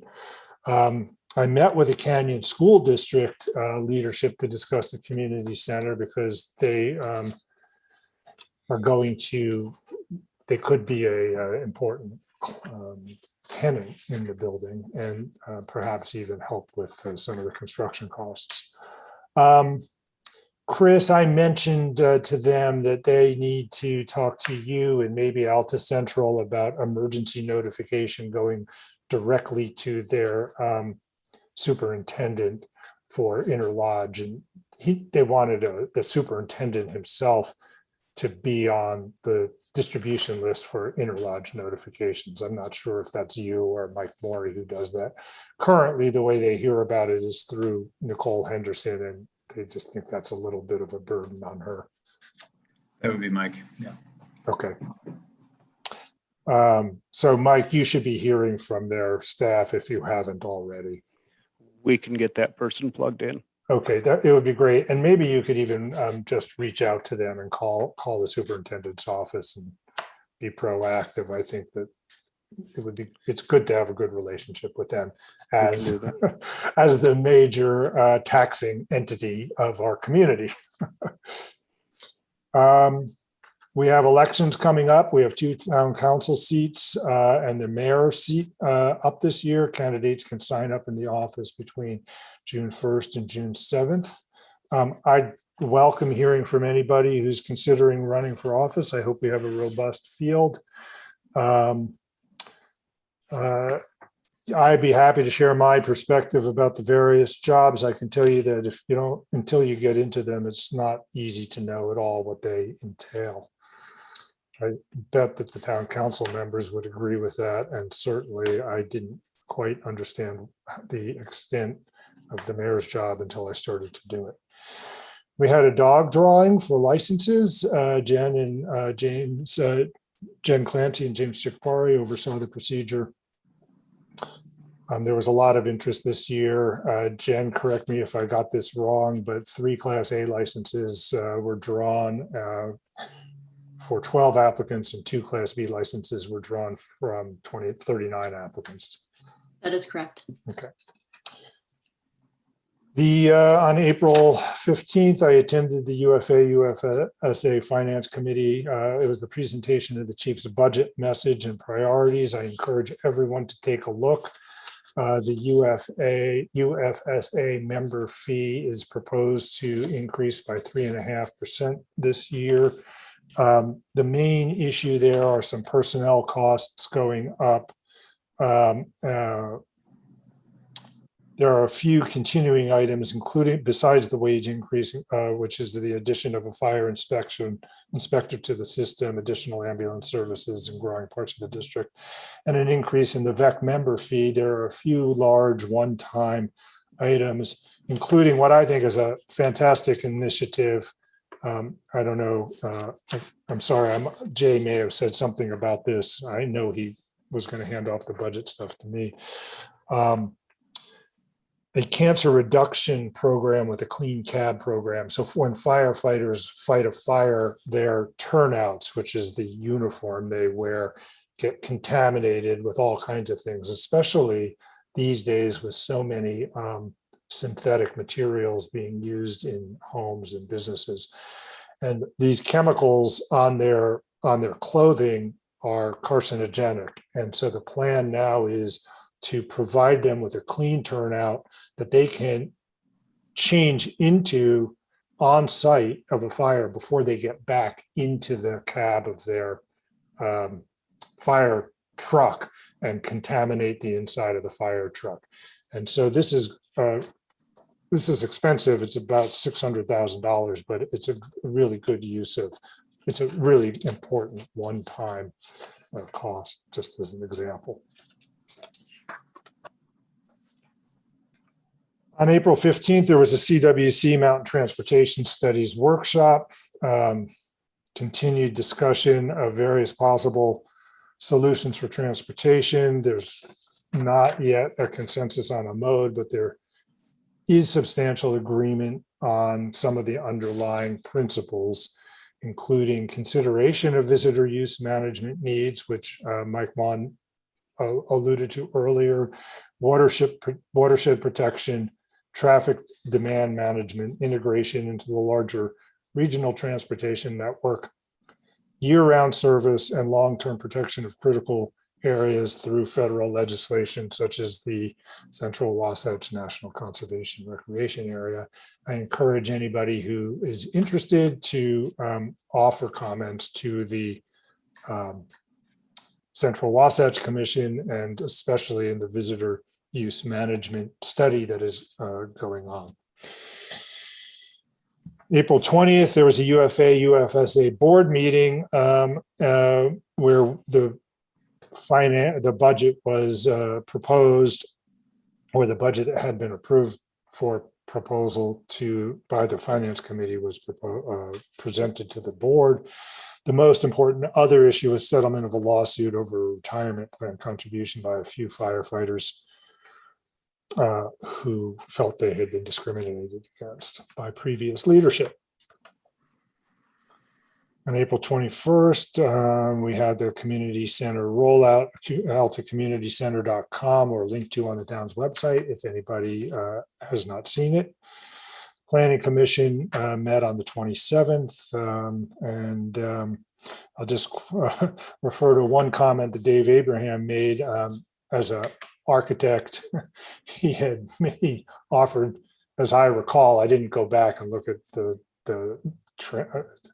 recording of the Planning Commission. So John, correct me if your memory doesn't match mine, but he said that that INEAD had done a remarkable site on a job that he thought was nearly unbuildable. That's pretty much it. Yeah, and I kind of got the sense, I don't know if that's why the Forest Service gave us that particular site, but we have a tough site. On the 29th, I had an interesting one-on-one meeting with Dan Peterson, the chief of the UFA, about leadership training for the UFA. He was looking for resources to help his team's critical thinking, creativity, and team effectiveness. And that conversation reminded me of why I find the field I went into of organizational studies interesting. And I recently listened to a podcast by my colleague at Wharton named Adam Grant, who publishes articles in the New York Times occasionally. He has a great podcast with Brene Brown. Some of you may know who she is, about working with others effectively. It was really interesting. On May 3rd, I met with the county and school board to talk about some issues that they were concerned with, including the interlodge. And they followed, really what precipitated that is that some of them had attended the rollout of the community center feasibility study. On the 3rd, the CWC board met and adopted a tentative 2022 budget as we were required to. Short-term projects were selected for funding, among them, the Alta Sustainability Center Secret Lake interpretive signage update for $12,000. I have the full list here if anybody wants to know more about that, or you can go to the CWC's website and see. I mentioned I went to a Salt Lake Ranger District preseason wildland fire meeting on the 4th. Also later that day, I attended as a guest the MIT class on using science to inform public policy. Dr. Annette Hossoy, the Associate Dean of Engineering and the primary designer of MIT's own COVID response, and the supervisor, one of the two supervisors of the team of students who worked with us on our COVID response and understanding risk in our various venues, were the guest speakers, Dr. Hossoy and I. It turns out that she, and as a result, we were way ahead of the curve on aerosols, which are now widely recognized to be the vector of transmission. On the 6th, UFA-UFSA Finance Committee reviewed upcoming budget and forwarded on to the full board that proposal. I've already mentioned what that entails. Upcoming meetings that you may be interested in attending, that the public's invited to attend, are on May 18th, the UFA-UFSA meeting at 7:30. On May 20th, the Council of Mayors at 11:30. May 25th, do we have a planning commission meeting, John, in May or not? I can't hear you. You can give me a yes or no. Sorry, June 22nd. Okay, so that's the next one. All right. So we'll say something about that at the next town council meeting. On the 7th, there's a CWC meeting at 3:30 p.m. On June 15th, it would be the next UFA-UFSA meeting at 7:30 in the morning. There are two between now and our next town council meeting because our town council meeting is delayed by a week. Temporary dog licenses issued with a start date between the 14th of April and the 11th of May include a 2-day license to Brooke McMaster and a 3-day license to Kevin McDonald. Any comments or questions about my report? Do you have any metric on when you will feel comfortable in terms of in-person council meeting?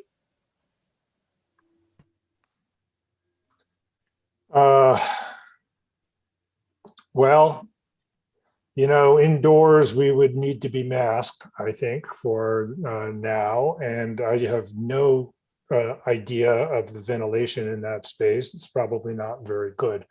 So I don't know. At some point, it probably isn't tenable to say that it's risky to have in-person meetings, but I don't have immediate plans to make a switch.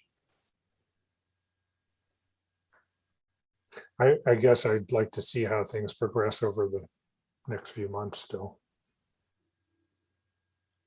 It was an interesting conversation with my colleague who I used to teach the executive MBA negotiations course, and I moved out of that in favor of some other people and some other courses on my part. But my colleague, Tina Diekman, who teaches that course, had a big discussion with our director of the executive MBA this spring because he wanted them in person.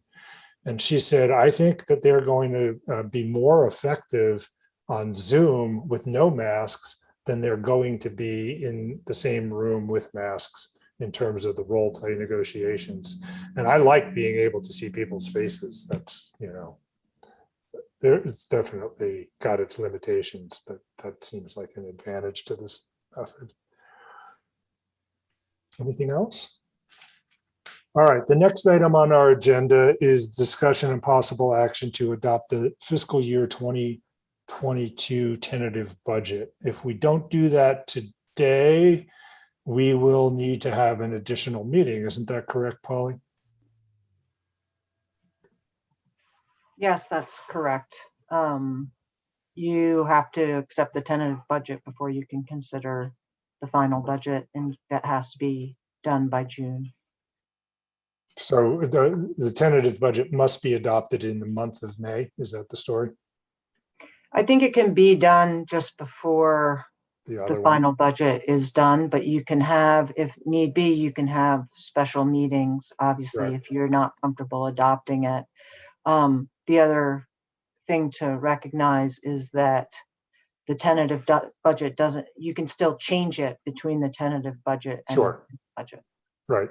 Okay. So I'm going to move then, and I'm sure that we will entertain some suggestions to amend this, but I'm going to move just so that we get this ball rolling down the hill. I'm going to move adoption of the proposed 21-22 budget, or AKA the 2022 budget proposed by the staff and me. That's my motion. I'll second the motion, and then I'm going to come right in with a motion to amend. Yeah. To drop the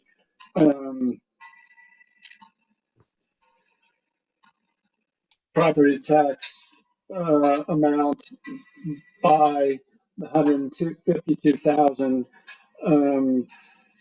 representing the termination of the UFA contract, and then to make up the difference with a projected increase in the sales tax amount, which I think is reasonable. So that's my motion to amend. Okay, so let's make sure that just so that everybody knows just what numbers we're talking about. What that would do is, Piper, what the current year budget of 395 on the property tax would go down, but in this proposal,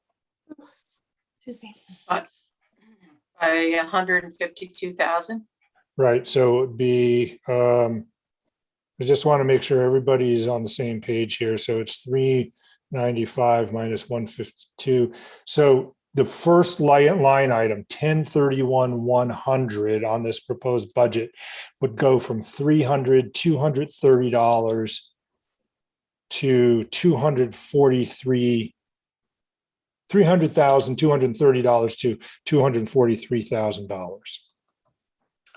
And then we had already suggested, although it didn't make it onto this document, that line number 1031-300 would read $1,250,000. And I think that this suggestion would now make it read $1,252,000 of projected sales and use tax on line 1031-300. Have I properly understood your amendment, Cliff? I think so, but I have to apologize. I don't have a printout of that budget sheet with me, but I'll take it on faith that we're dropping 152 off of the previous projected property tax amount, and then, as you said, we had already increased the projected sales tax amount, and so whatever it is that brings that difference into the projected sales tax amount. Okay. So Jen is sharing her screen, Cliff, so you probably somewhere behind some window probably have that available to see. Yeah. And I'll also pose this question to Piper. If the document that we were looking at was balanced and we take 50,000 out of the property taxes and add 50,000 in the sales tax, we stay balanced. Is that correct? Yeah, I'd rather, just for purposes of the motion, I'd like to take the 152 from the 395 right? and add 152 to the 1 point. No.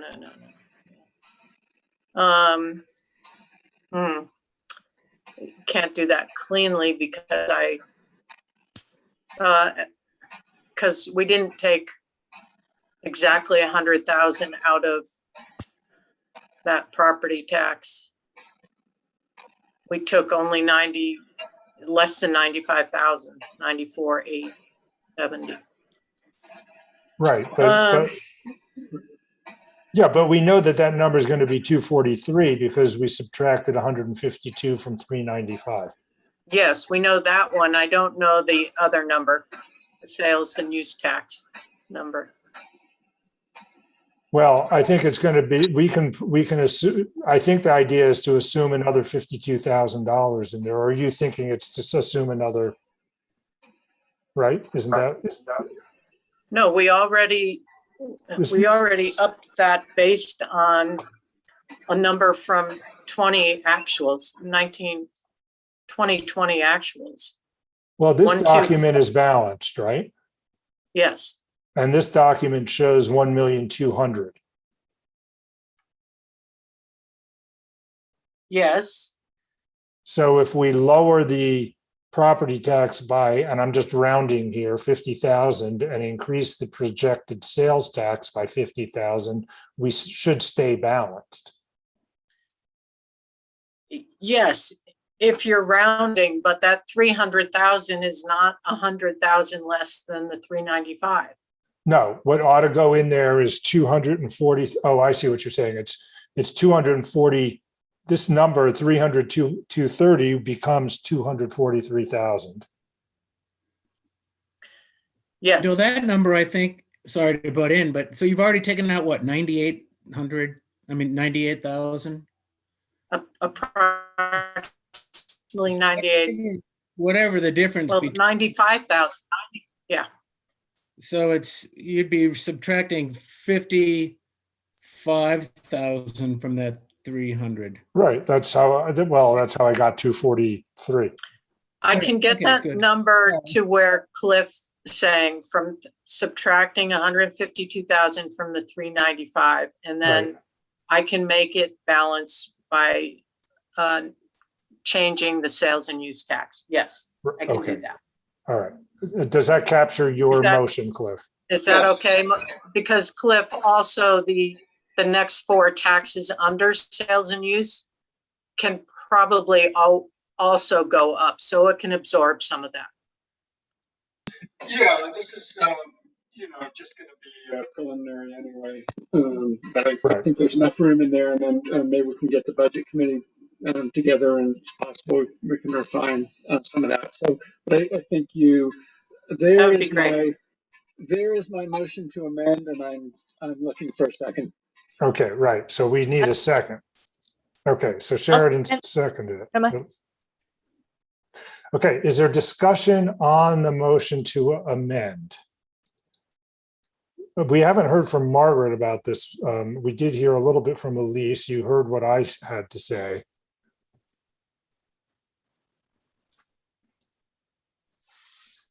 I had other issues as well, and I don't want to amend an amendment to a motion. I'm not sure how to actually do this at this point, because I had other points that I wanted to talk about and redirecting some funds. So Well, all we're doing is, at the moment, what's before us is a question about changing this set of numbers in this first section. So the amended motion, not the motion that you made, Mayor, to approve the whole budget, tentative proposed budget. Right. What's before us right now is the amendment to lines 10, section 1031-100 through 1031-410. Right. So in that, and I was a bit confused because the current actual is 366, not 395, but that's what we've actually received versus the budget. And I guess for this particular purpose, we're not looking at the actual, we're only looking at the budget. Piper, you want to address the difference between the 21 budget and the 21 year-to-date actual? If we're talking about property tax, our fiscal year doesn't line up with the property tax year. So sometimes we get money from last year's real estate taxes, and motor vehicle taxes are also in, and general property taxes are in there. And they don't always line up exactly as far as our, excuse me, the land values. So it all kind of comes out in the wash, but because it's accounted differently, the numbers don't always, when it says we're supposed to get 300,000 in property tax, we don't always show that in our fiscal year as 300. It's close, but it's not exact. So it was just the question that I had was 152,000 that Cliff is proposing be reduced from our property taxes. Is it from the 395 or is it from the 346? It's from the 395. That's the budgeted amount. Okay, all right. Do you want to weigh in on the substance of the issue, Margaret? I'm ready to vote, Mayor. Thank you. And I'll just point out that that's now property tax at 243,000 is about 12% of our revenue for the town. Right. So we'll be down to about, 80 something percent, 88%, it sounds like, based on sales tax. Then just to remind everybody, the only other, we have a little bit of headroom in sales tax. There's another 0.1 of the resort tax that we could charge, and there's a 1% transient room tax that the town could charge. Those are the only other taxes that we have at our disposal for revenue purposes. Yeah, this is all preliminary. It would require, I think it would require a truth in taxation. I think we want to. No, You're saying you don't because you're dropping it? correct. But in any case, I think we would want to account for inflation in all of these amounts and get it right and put it out there before the public and I would I think a budget committee meeting would be great to focus in on a number of the line items, but this is definitely the big number that I'd like to go after in the context of approving a tentative budget. So Cliff, you've mentioned inflation a couple of times. I'm a little confused about how that would work. So let's say that last year I paid $1,000 in property tax. How much would you're saying that my property tax would go down by 1,000 plus the rate of inflation, or 1,000 minus the rate of inflation? Well, I think, I'm sorry, I'm not tracking your exact question, and knowing you well, Mayor, I know that you phrased it well, but let me come at it from maybe a little more simple-minded way. I think when we look at what our the baseline of our property taxes, I think we should always apply inflation to that because just the value of money changes. And then at the same time, when you subtract the cost of the UFA contract, I think you should apply inflation to that too, both because it just accounts for the value of money, and also because our experience showed that number would have gone up if we'd stayed with the UFA contract. But I think for the time being, the 152,000 is a good place to start. And then I would hope that we could um, um,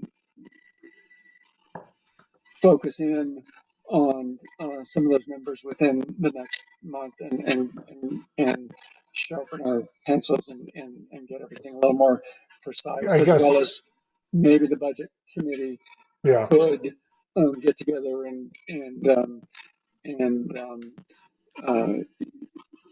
refine some of the other numbers in the budget. Yeah, I'm fine with getting the budget committee together.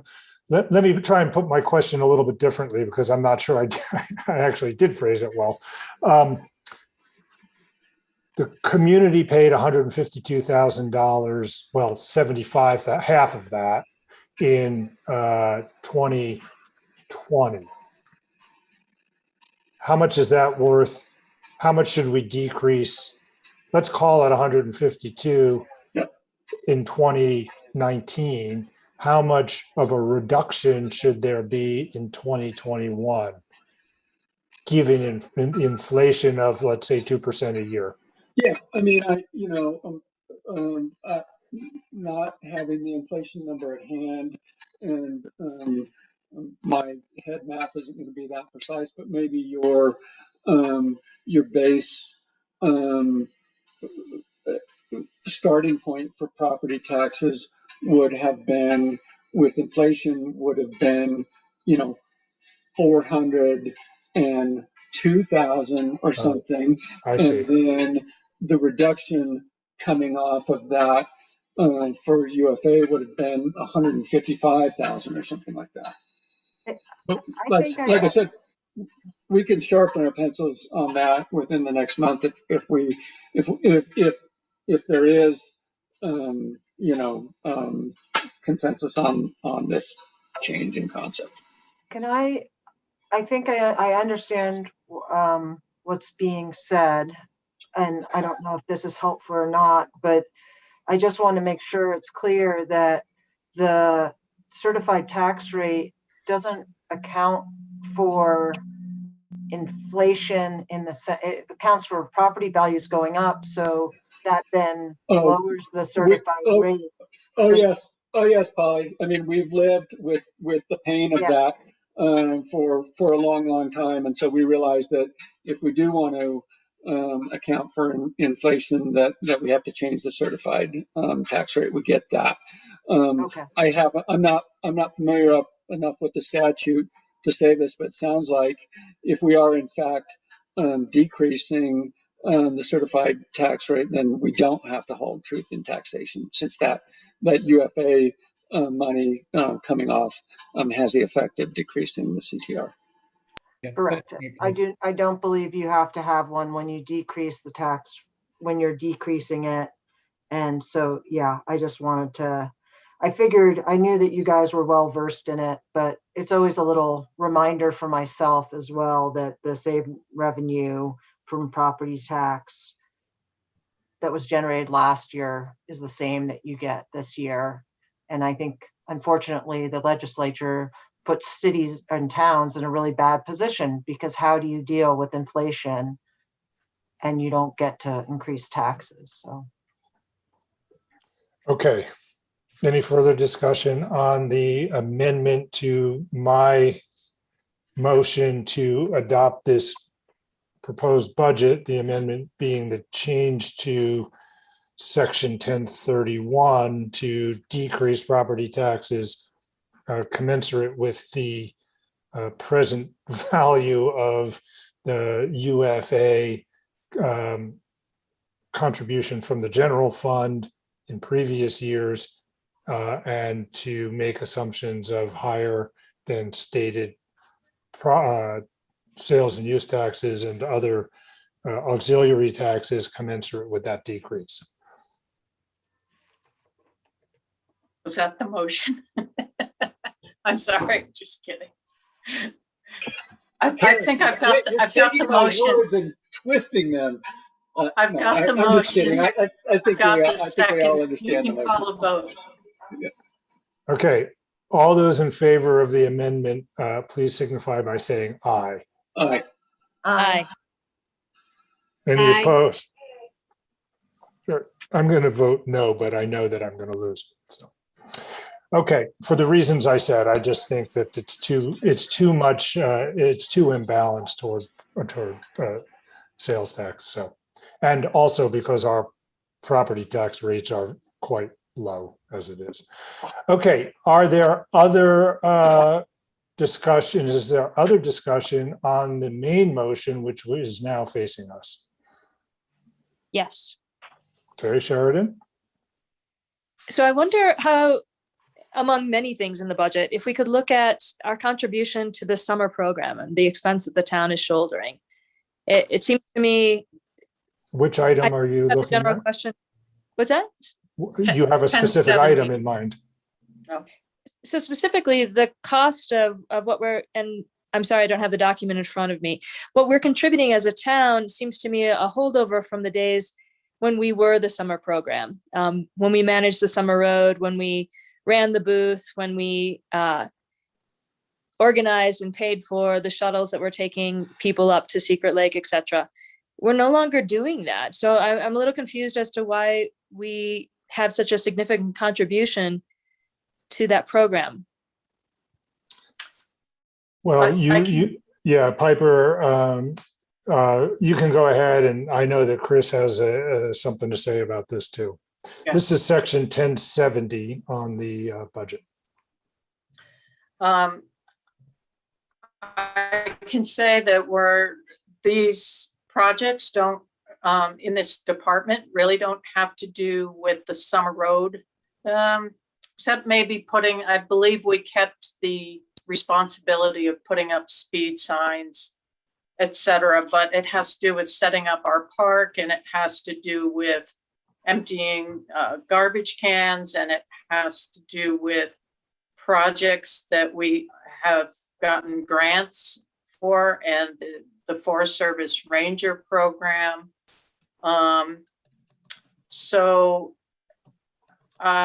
Let's see, it's adding up to 54,000, but 33 of that, more than half of that is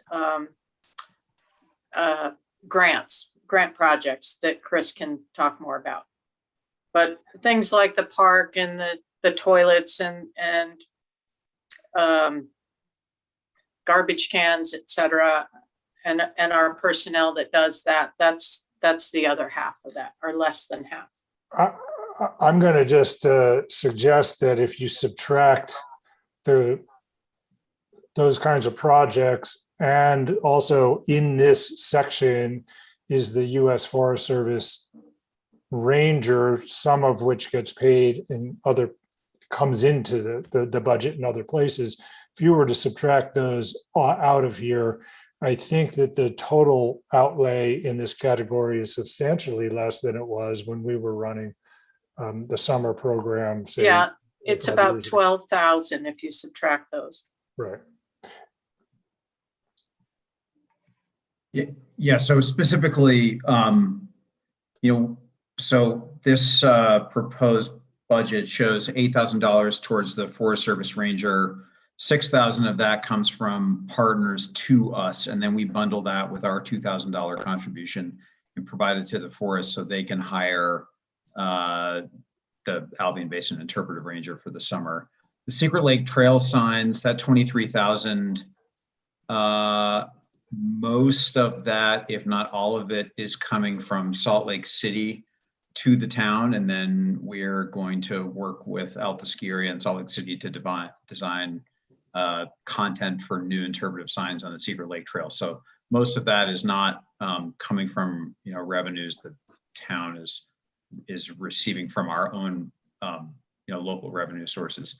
And then the kiosks, let's see, I believe we did budget a contribution, a $5,000 contribution to the Trailhead kiosks project, although. But we're getting that money from the fourth quarter. Right, which is restricted funds that have to be spent on transportation related projects, and trails, and trailhead amenities are qualifying expenses. Right. So. I think they all seem like worthy endeavors. My main critique of our ranger support, which I'm wholeheartedly behind, is that they haven't, I think, for the past few seasons, had the ability to actually ticket people.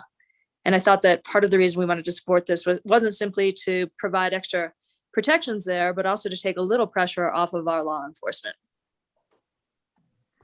Yeah, and last summer, the ranger hire almost didn't happen because they had somebody lined up to fill the position, and that person declined to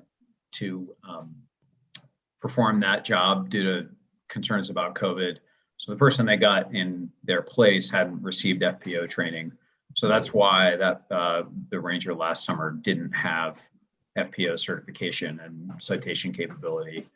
I'm nearly certain the force is going to line up an FPO training slot for this individual this summer. I just had a conversation about it the other day. So yeah, we all want that person to have that capability for sure, including the ski area, which, the interpretive ranger ends up being sort of a part of, what is now the ski area's kind of, summer recreation staff. So. Oh, sorry, Sharon, I think you're muted.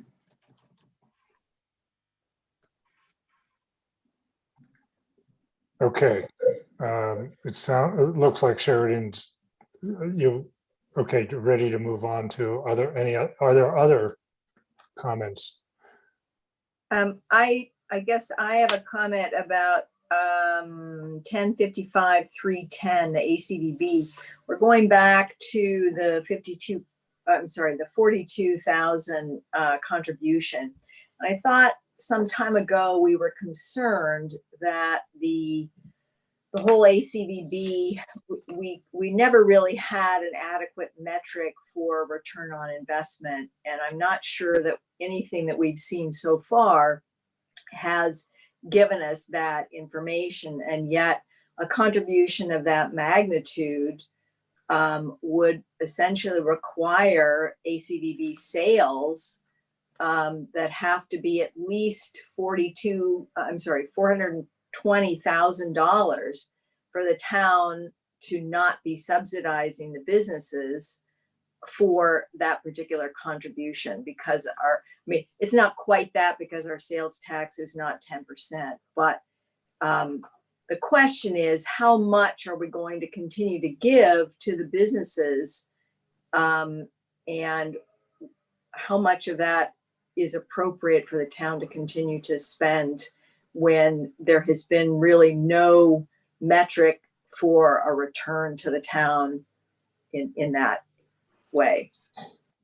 Yeah, Margaret, you probably well remember, my continued, before I was mayor, I was concerned about this issue and of what is the return on that investment. I was much more concerned when we were at the 84,000. I kind of felt like the presentation we had where the new strategy of tying ACE and ACVB together, and the presentation gave me some confidence to at least, give them a chance to implement this coming year. We can always readjust if something isn't going well. Chris, do you want to say anything about this? You're kind of on the hot seat on this one, I guess. Yeah, I suppose I am. Well, yeah, I would point out that it's half the town's previous contribution, and all those of us who have direct involvement with ACVB would certainly acknowledge we're not in the previous model. We're not generating a significant enough return on investment to justify the magnitude of the previous investment. We're still in the process of fine tuning, or not fine tuning, but something grosser than fine tuning the new program. So we, like we discussed last meeting, we are going to continue to do much more focused destination marketing projects, little ad buys with Open Snow and Ski Utah. We're going to do an application to the Utah Office of Tourism Cooperative Marketing Program. And then we're going to invest in events and, public art and placemaking programs. So we're really hopeful that the events provide some more tangible return on investment by providing cool events for one, and then by bringing people to Alta to spend money at local businesses. And we hope to understand, to learn about ways to quantify the return on investment in things like public art and placemaking, although that's it's going to be difficult to present that in the same format that you do the return on investment in a marketing campaign or social media campaign, things like that. So the targets are going to be a little different now. The metrics are going to be different and perhaps more variable, but we certainly want to understand the return on investment under this new model. And we also want to communicate with the council better about what it is we're doing. And now that we, presented what we intend for our plan to be next year, I expect we'll want to be on a more regular update program with the council. Yeah, I know. I thought that was a good response, Chris, comprehensive. I'll just add one thing. Return on investment sometimes is in different units than dollars, and it's hard to assess that. And I'll quote, I can't remember what his name was, but he was the president of GM, and I think it was, who was famous for saying, half of my advertising budget's really well spent. I just don't know which half. Iacocca. Oh, okay, so not GM. Either he was at Ford or at Chrysler when he said it. So anyway, did you want to say anything else about that, Margaret? Well, I guess I would make an amendment that we reduce the contribution to ACVB. I realize that it was half of what we used to be spending, but we've all acknowledged that what we used to be spending, we didn't get a return on investment. So reducing it by half, I'm not sure. Yes, it was a smaller contribution, but we don't know yet what the situation is in terms of the business licensing. We know in the past that we were subsidizing the businesses because the licensing did not even cover the cost of the regulation of the business licensing program. So I would be hesitant to both subsidize the businesses in business licensing, subsidize them further in ACVB. And so I guess my proposal would be to cut that in half again for 2022, knowing that we could always increase if they are demonstrating that the activities and the programs and the events are doing what they anticipate and we hope will take place. So my motion is that instead of the contribution for 1055-310 be 42,000, I would recommend, well, it'd be 21,000. Okay, is there a second to that amendment? I will second. Okay, discussion on this. I'll just refer to the previous conversation. Yeah, and I'll just say briefly, I can offer the perspective of a business, certainly on behalf of Alta Lodge. Alta Lodge has never considered the town's contribution to ACVB to be in any way a subsidy of Alta Lodge. rather, Alta Lodge makes its own contributions to ACDB, and we do that in the community spirit, and because we're part of the community. And the from my standpoint, when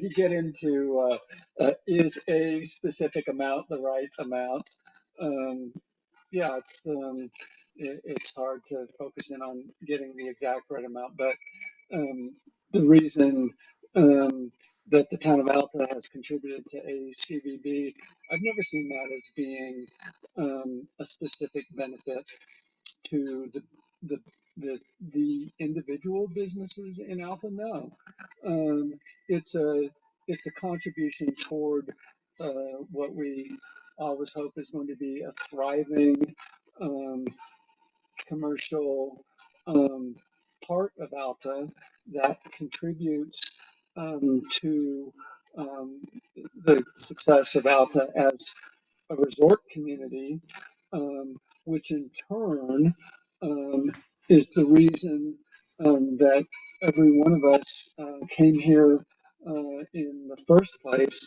And alpine skiing has been since 1940 and will continue to be at the very center of the life of our community. And so this is a rather small contribution toward promoting that.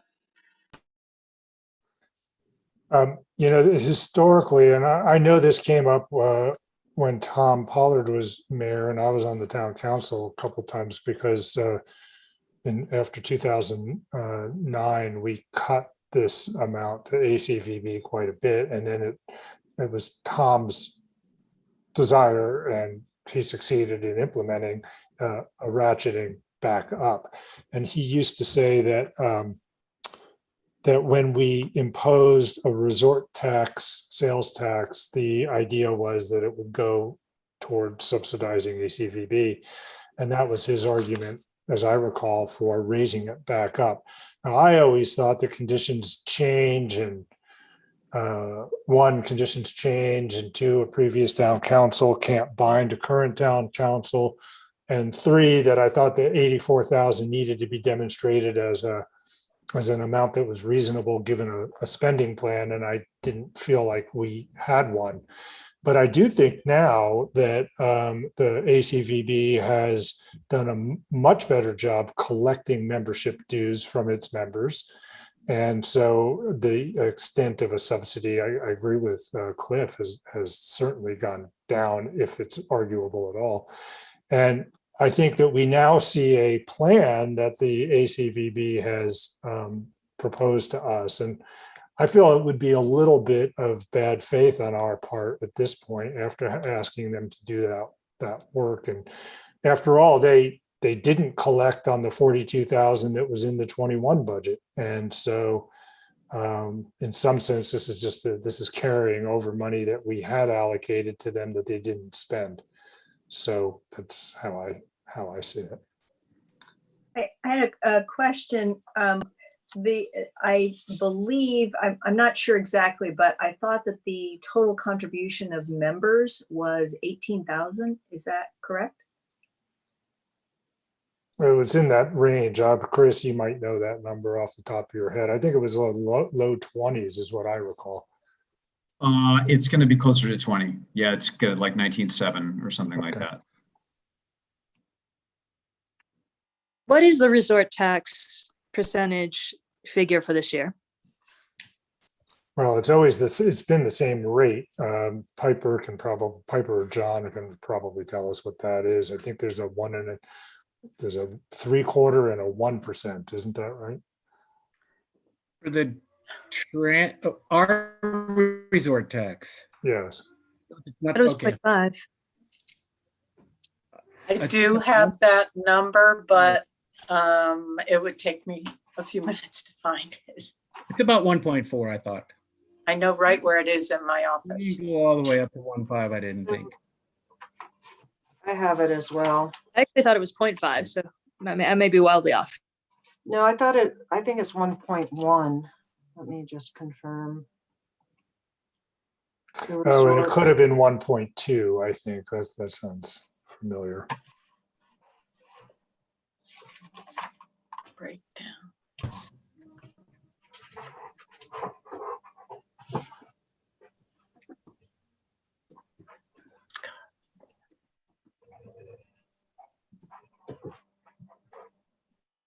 While you're looking that up, Polly, I would just to weigh in on this. I'm a little more inclined to leave the budget the way it is for this line item, and then we don't have to give them all this money at once. We could give them part of it, see how their plan goes. Like we could find a way to give them part of what Margaret was saying, and then if they don't follow through or for some reason something happens, we could just not give them the rest.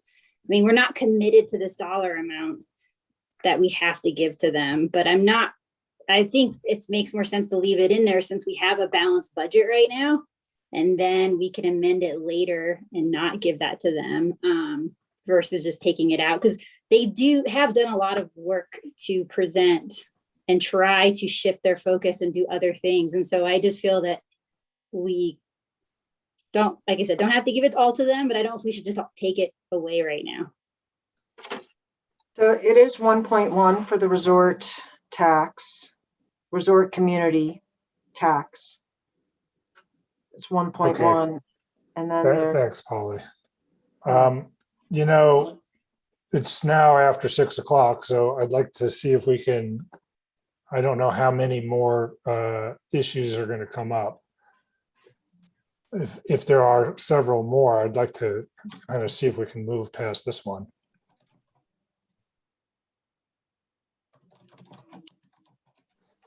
Okay, so let's call the question on the proposed amendment to lower the ACVB contribution from the town from 42,000 to 21,000.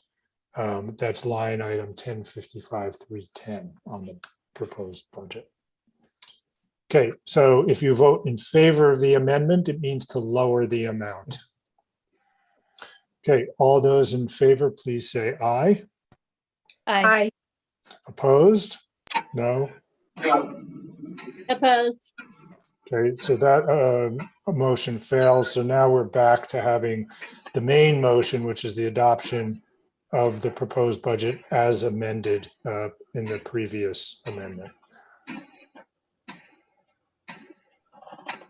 My other big question, maybe this should come up during attending a budget meeting and just listening in, but would be the funding for the community center plan to make a plan going forward. Can we talk about those figures? Yes, sure. What do you have in mind? So how much is that total so far? Well, which line is that on, Piper? 1075. I'm sorry, I take it back. It came out of impact. We put it over there, so it's 1072. Yeah, but where is it exactly? Oh, it's the $10,000, the $15,000 or $10,000? The 10,000. 10,000 was for next year, would come out of the impact fund, which Okay. are, okay. Right. It's $10,000. It's 1072,310, Sheridan. 172,310, but that's not the total figure, right? I thought there were others. And it's just been hard for me to track how this is getting funded, where the funds are coming from.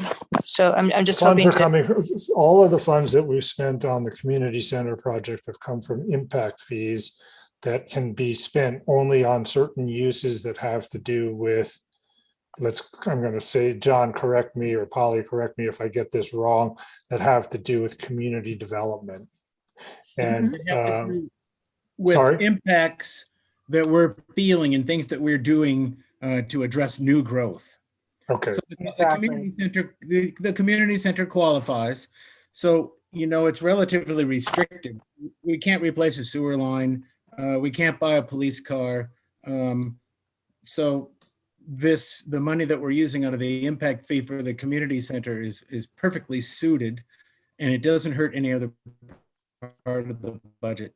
Right. It doesn't come from the general And it gives fund. us, Yeah, and at one point, everybody kind of agreed with the idea of a community center, but nobody really knew what that would entail or how much it would cost. So at least, no matter what happens going forward, now we know. Now we have a touchstone to look at as we move forward, which we never did before. I mean, we didn't know if it was going to be $1 bazillion or $500,000 or whatever, but so we're doing the right steps without damaging the budget. Which is Those great. funds, those sorry. funds have to be expended by 2022 is my understanding, Sheridan. Thank you. And the presentation was amazing. I was honored to attend. I didn't catch how much this is projected to cost. The entire community center? Mm-hmm. It was, you'd have to, I would be endeavoring to raise $20 million.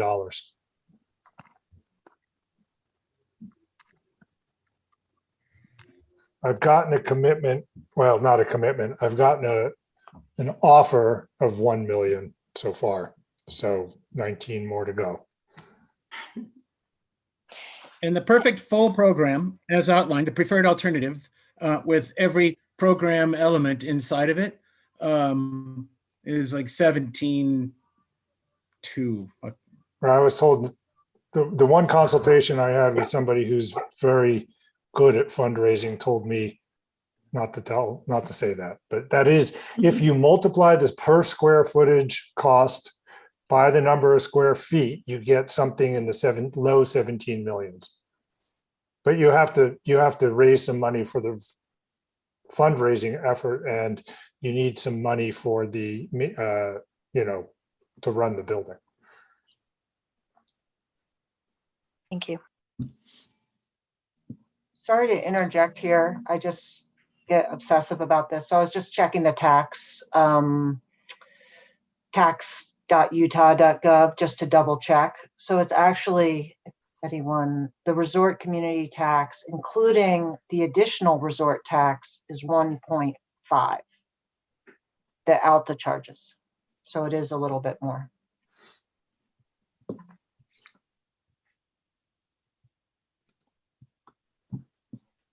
Anything else?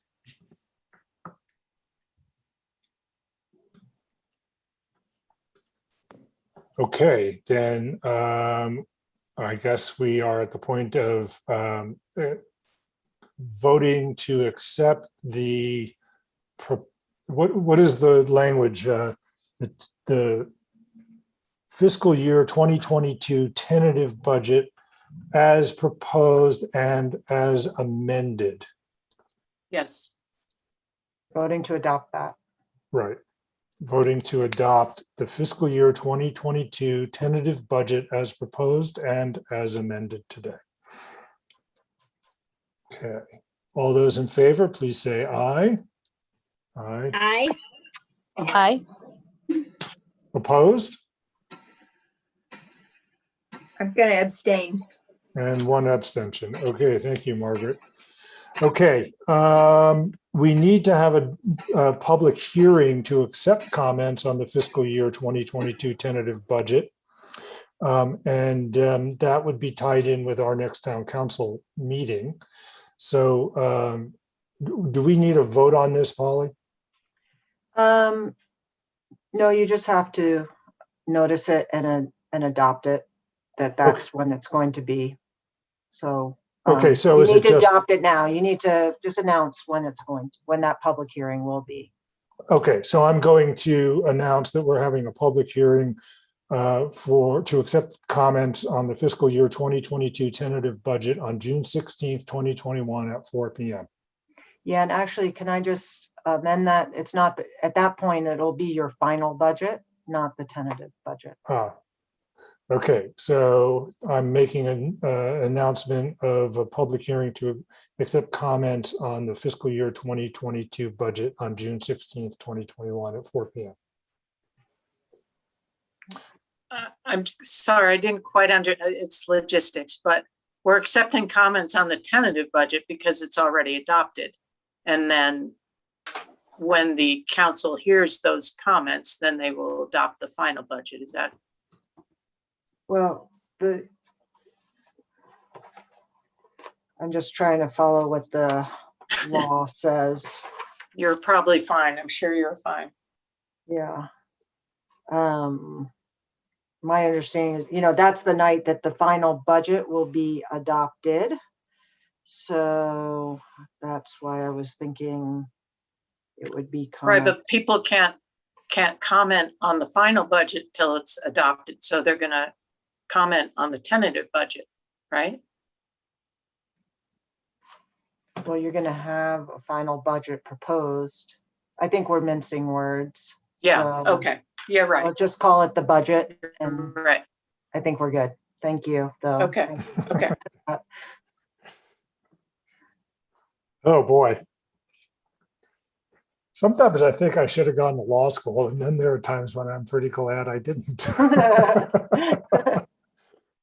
Okay, the next item on our agenda is new business. I know Cliff has some. Does anybody else have any?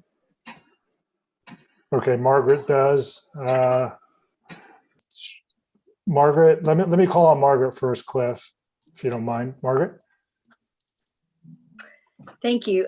My only question was, in light of Governor Cox's press release about water conservation, what, if anything, the town is thinking about doing in that regard, so that we are demonstrating that we too are concerned about water conservation and how we can support that effort. Well, I think I have a meeting tomorrow with the staff to talk about a water rate study. And one thing we could do probably is raise our rates. I don't know. I don't know what else we've been thinking about. Jen, do you want to say anything about this? Well, I mean, we have landscaping in town. Are we, what are we doing about that? Because I think there are sprinklers that go on for those things, but. Well, we allow sprinklers for revegetation, but no permanent sprinklers. So I know that there's kind of fudging going on around the edges, but there really isn't, hopefully, too much landscaping we want.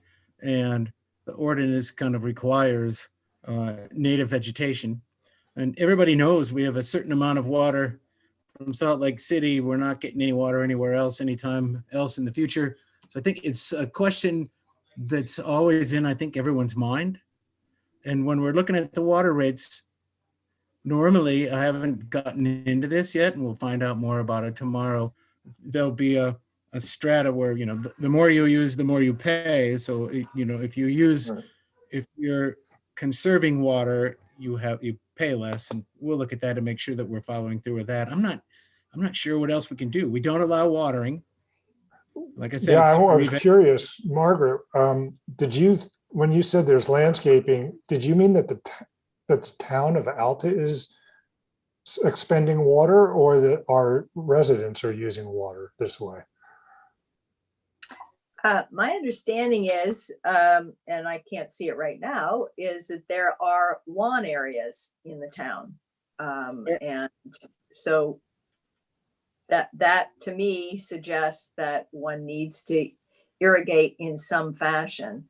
So whether it's through recycled culinary water or something else, I don't know, but I just want to make sure that we are putting our policies to be consistent with what our ordinances are saying. Fair enough. And I think that the water rate study, I was being facetious or offhanded about the rates, but I think that John's answer was a more complete one. We should be, and we are going to get a report on exactly this question about how the rates ought to track usage. Is that right, Jen? That is correct. Yeah, we'll review what that system would look like in a change to that type of system. Because right now, the way we charge for water is based on an ECU value, which gives you a certain allotment per month. And so there's only one rate for overages. But in a more tiered system, you'd have several different rates. So. And one of the things that you'll notice in our budget is that in the water enterprise fund is that the water rates are not covering the cost of the water system. And we probably, that's of concern because those are enterprise funds. Those are called enterprise funds for a reason, which is that they're supposed to be funded by the rates. So that's part of why we engaged in this water rate study. But I think conservation, I agree with you, Margaret, conservation is an important additional consideration for sure, besides things like depreciation. It's my perception too, and it's only a sample size of one, that the enforcement of this or the actual practice has over time become much more lax with regard to water conservation, for my 2 cents. With regard to irrigation and what you're addressing, Margaret. I'm not sure what the enforcement ever really involved before, but it just seems to me that there was a greater sense, my perception, and looking around at people's practices, there was greater conservation. I would never see car washing. I've occasionally seen car washing, etc. Well, I don't think we have an ordinance against car washing, do we? And I don't know that we want to do that. I mean, people will want to water their flower boxes and things like that. Well, and even though we're not paying for all of our expenses with the water department, our water rates are pretty high. So that's a disincentive right there for washing your car or watering your yard. But we've always had a partnership with Salt Lake City. And in the past, they've been up here. I mean, when somebody's doing a construction project, they look to see that the sprinkler system that they're using is temporary, only to get revegetation. And yes, there are lawns, but there's a lot less lawns than there could be, but there's more than they should be. But so maybe things have probably changed a little bit after the initial inspection. If you're building a building, Salt Lake City comes up to make sure that you have on-ground sprinklers. And as soon as the re-veg is taken, they come up and check to make sure it's gone. But then 5 years later, if you put in a sprinkler system, who knows? One thing that did happen a couple of years ago was we had one of our businesses had a very large water use by having a leak. And one change that we made that should make this better, Margaret, is that we decided to provide feedback more regularly so that it didn't get to the point where, in other words, one of the whole points of having overage and tiered systems is to give people information that they can use to adjust their own behavior. And we were not providing feedback on a regular enough basis previously. And that I imagine, has helped. We haven't had a situation like that, right, since then, but it may just be that we've been lucky that nobody's had a leak. And we are working towards that. I mean, we still only send out invoices quarterly, but I'm reviewing that information more regularly when Stevie sends me monthly reports.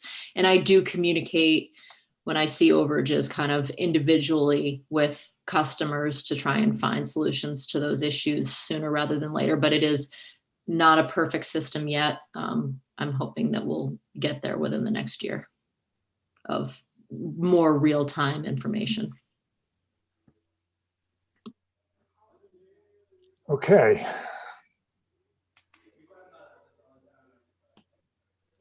Cliff. Thank you, Mayor.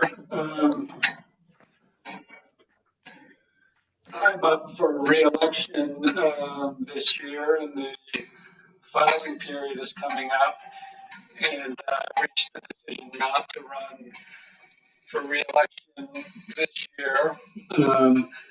Certainly, I believe more than ever in the value of what the town does for our community, and the value of the town council and the service on the town council. I just think 14 years is enough, and I'm looking forward to freeing up my time and energy for my day job and other things that I enjoy doing, like skiing, other things.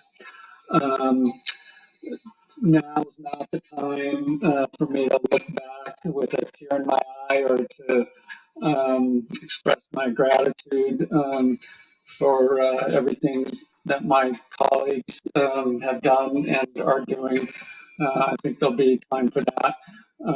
We still have a lot of 2021 left to go, and I'm looking forward to all the work that's in front of us.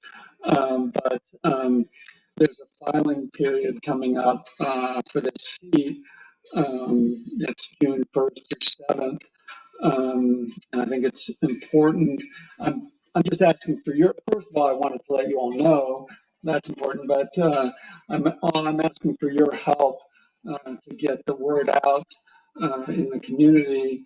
We've got a lot of bright, energetic people who are dedicated to the community and want to make a contribution. And now's the time to let people know that there's an open seat. And those are always the most fun elections, the open seat. So I'm looking forward to it, and lots more to talk about.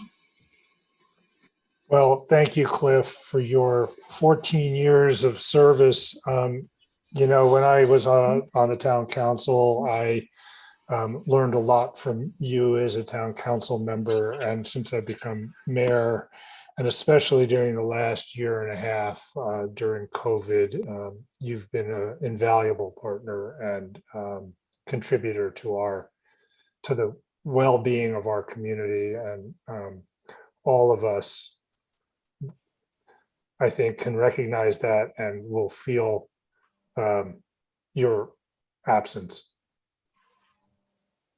And for those who follow suit with you and spend their time skiing and at their day jobs, that is an important direction to go to, I can understand. I'll say again to everybody who's tuned into this that we have as Cliff just said, we have an election coming up where there are 2 town council seats and the mayor's office for determination. And I hope we have a robust field. And again, I invite anybody to contact me who's considering it and have a conversation. I would look forward to that. All right. I think we are at the point, it is time, I think it's time to adjourn. This is not the last we will hear from Cliff Curry, I am confident. I'm working to come out of my shell. Well, we all look forward to seeing what that looks like, Cliff. Mayor, may I just add that on the town's website, under the town services tab, we do have a new page titled Voting in Elections, and there is information on this election on that page if people are looking for it. Very good. All right. Okay. Is there a motion to adjourn? I'll move. Okay, I'll second it. All those in favor? We say aye. Aye. Okay, we are adjourned. Thank you. Thank you. Okay. Cliff, my heart goes out.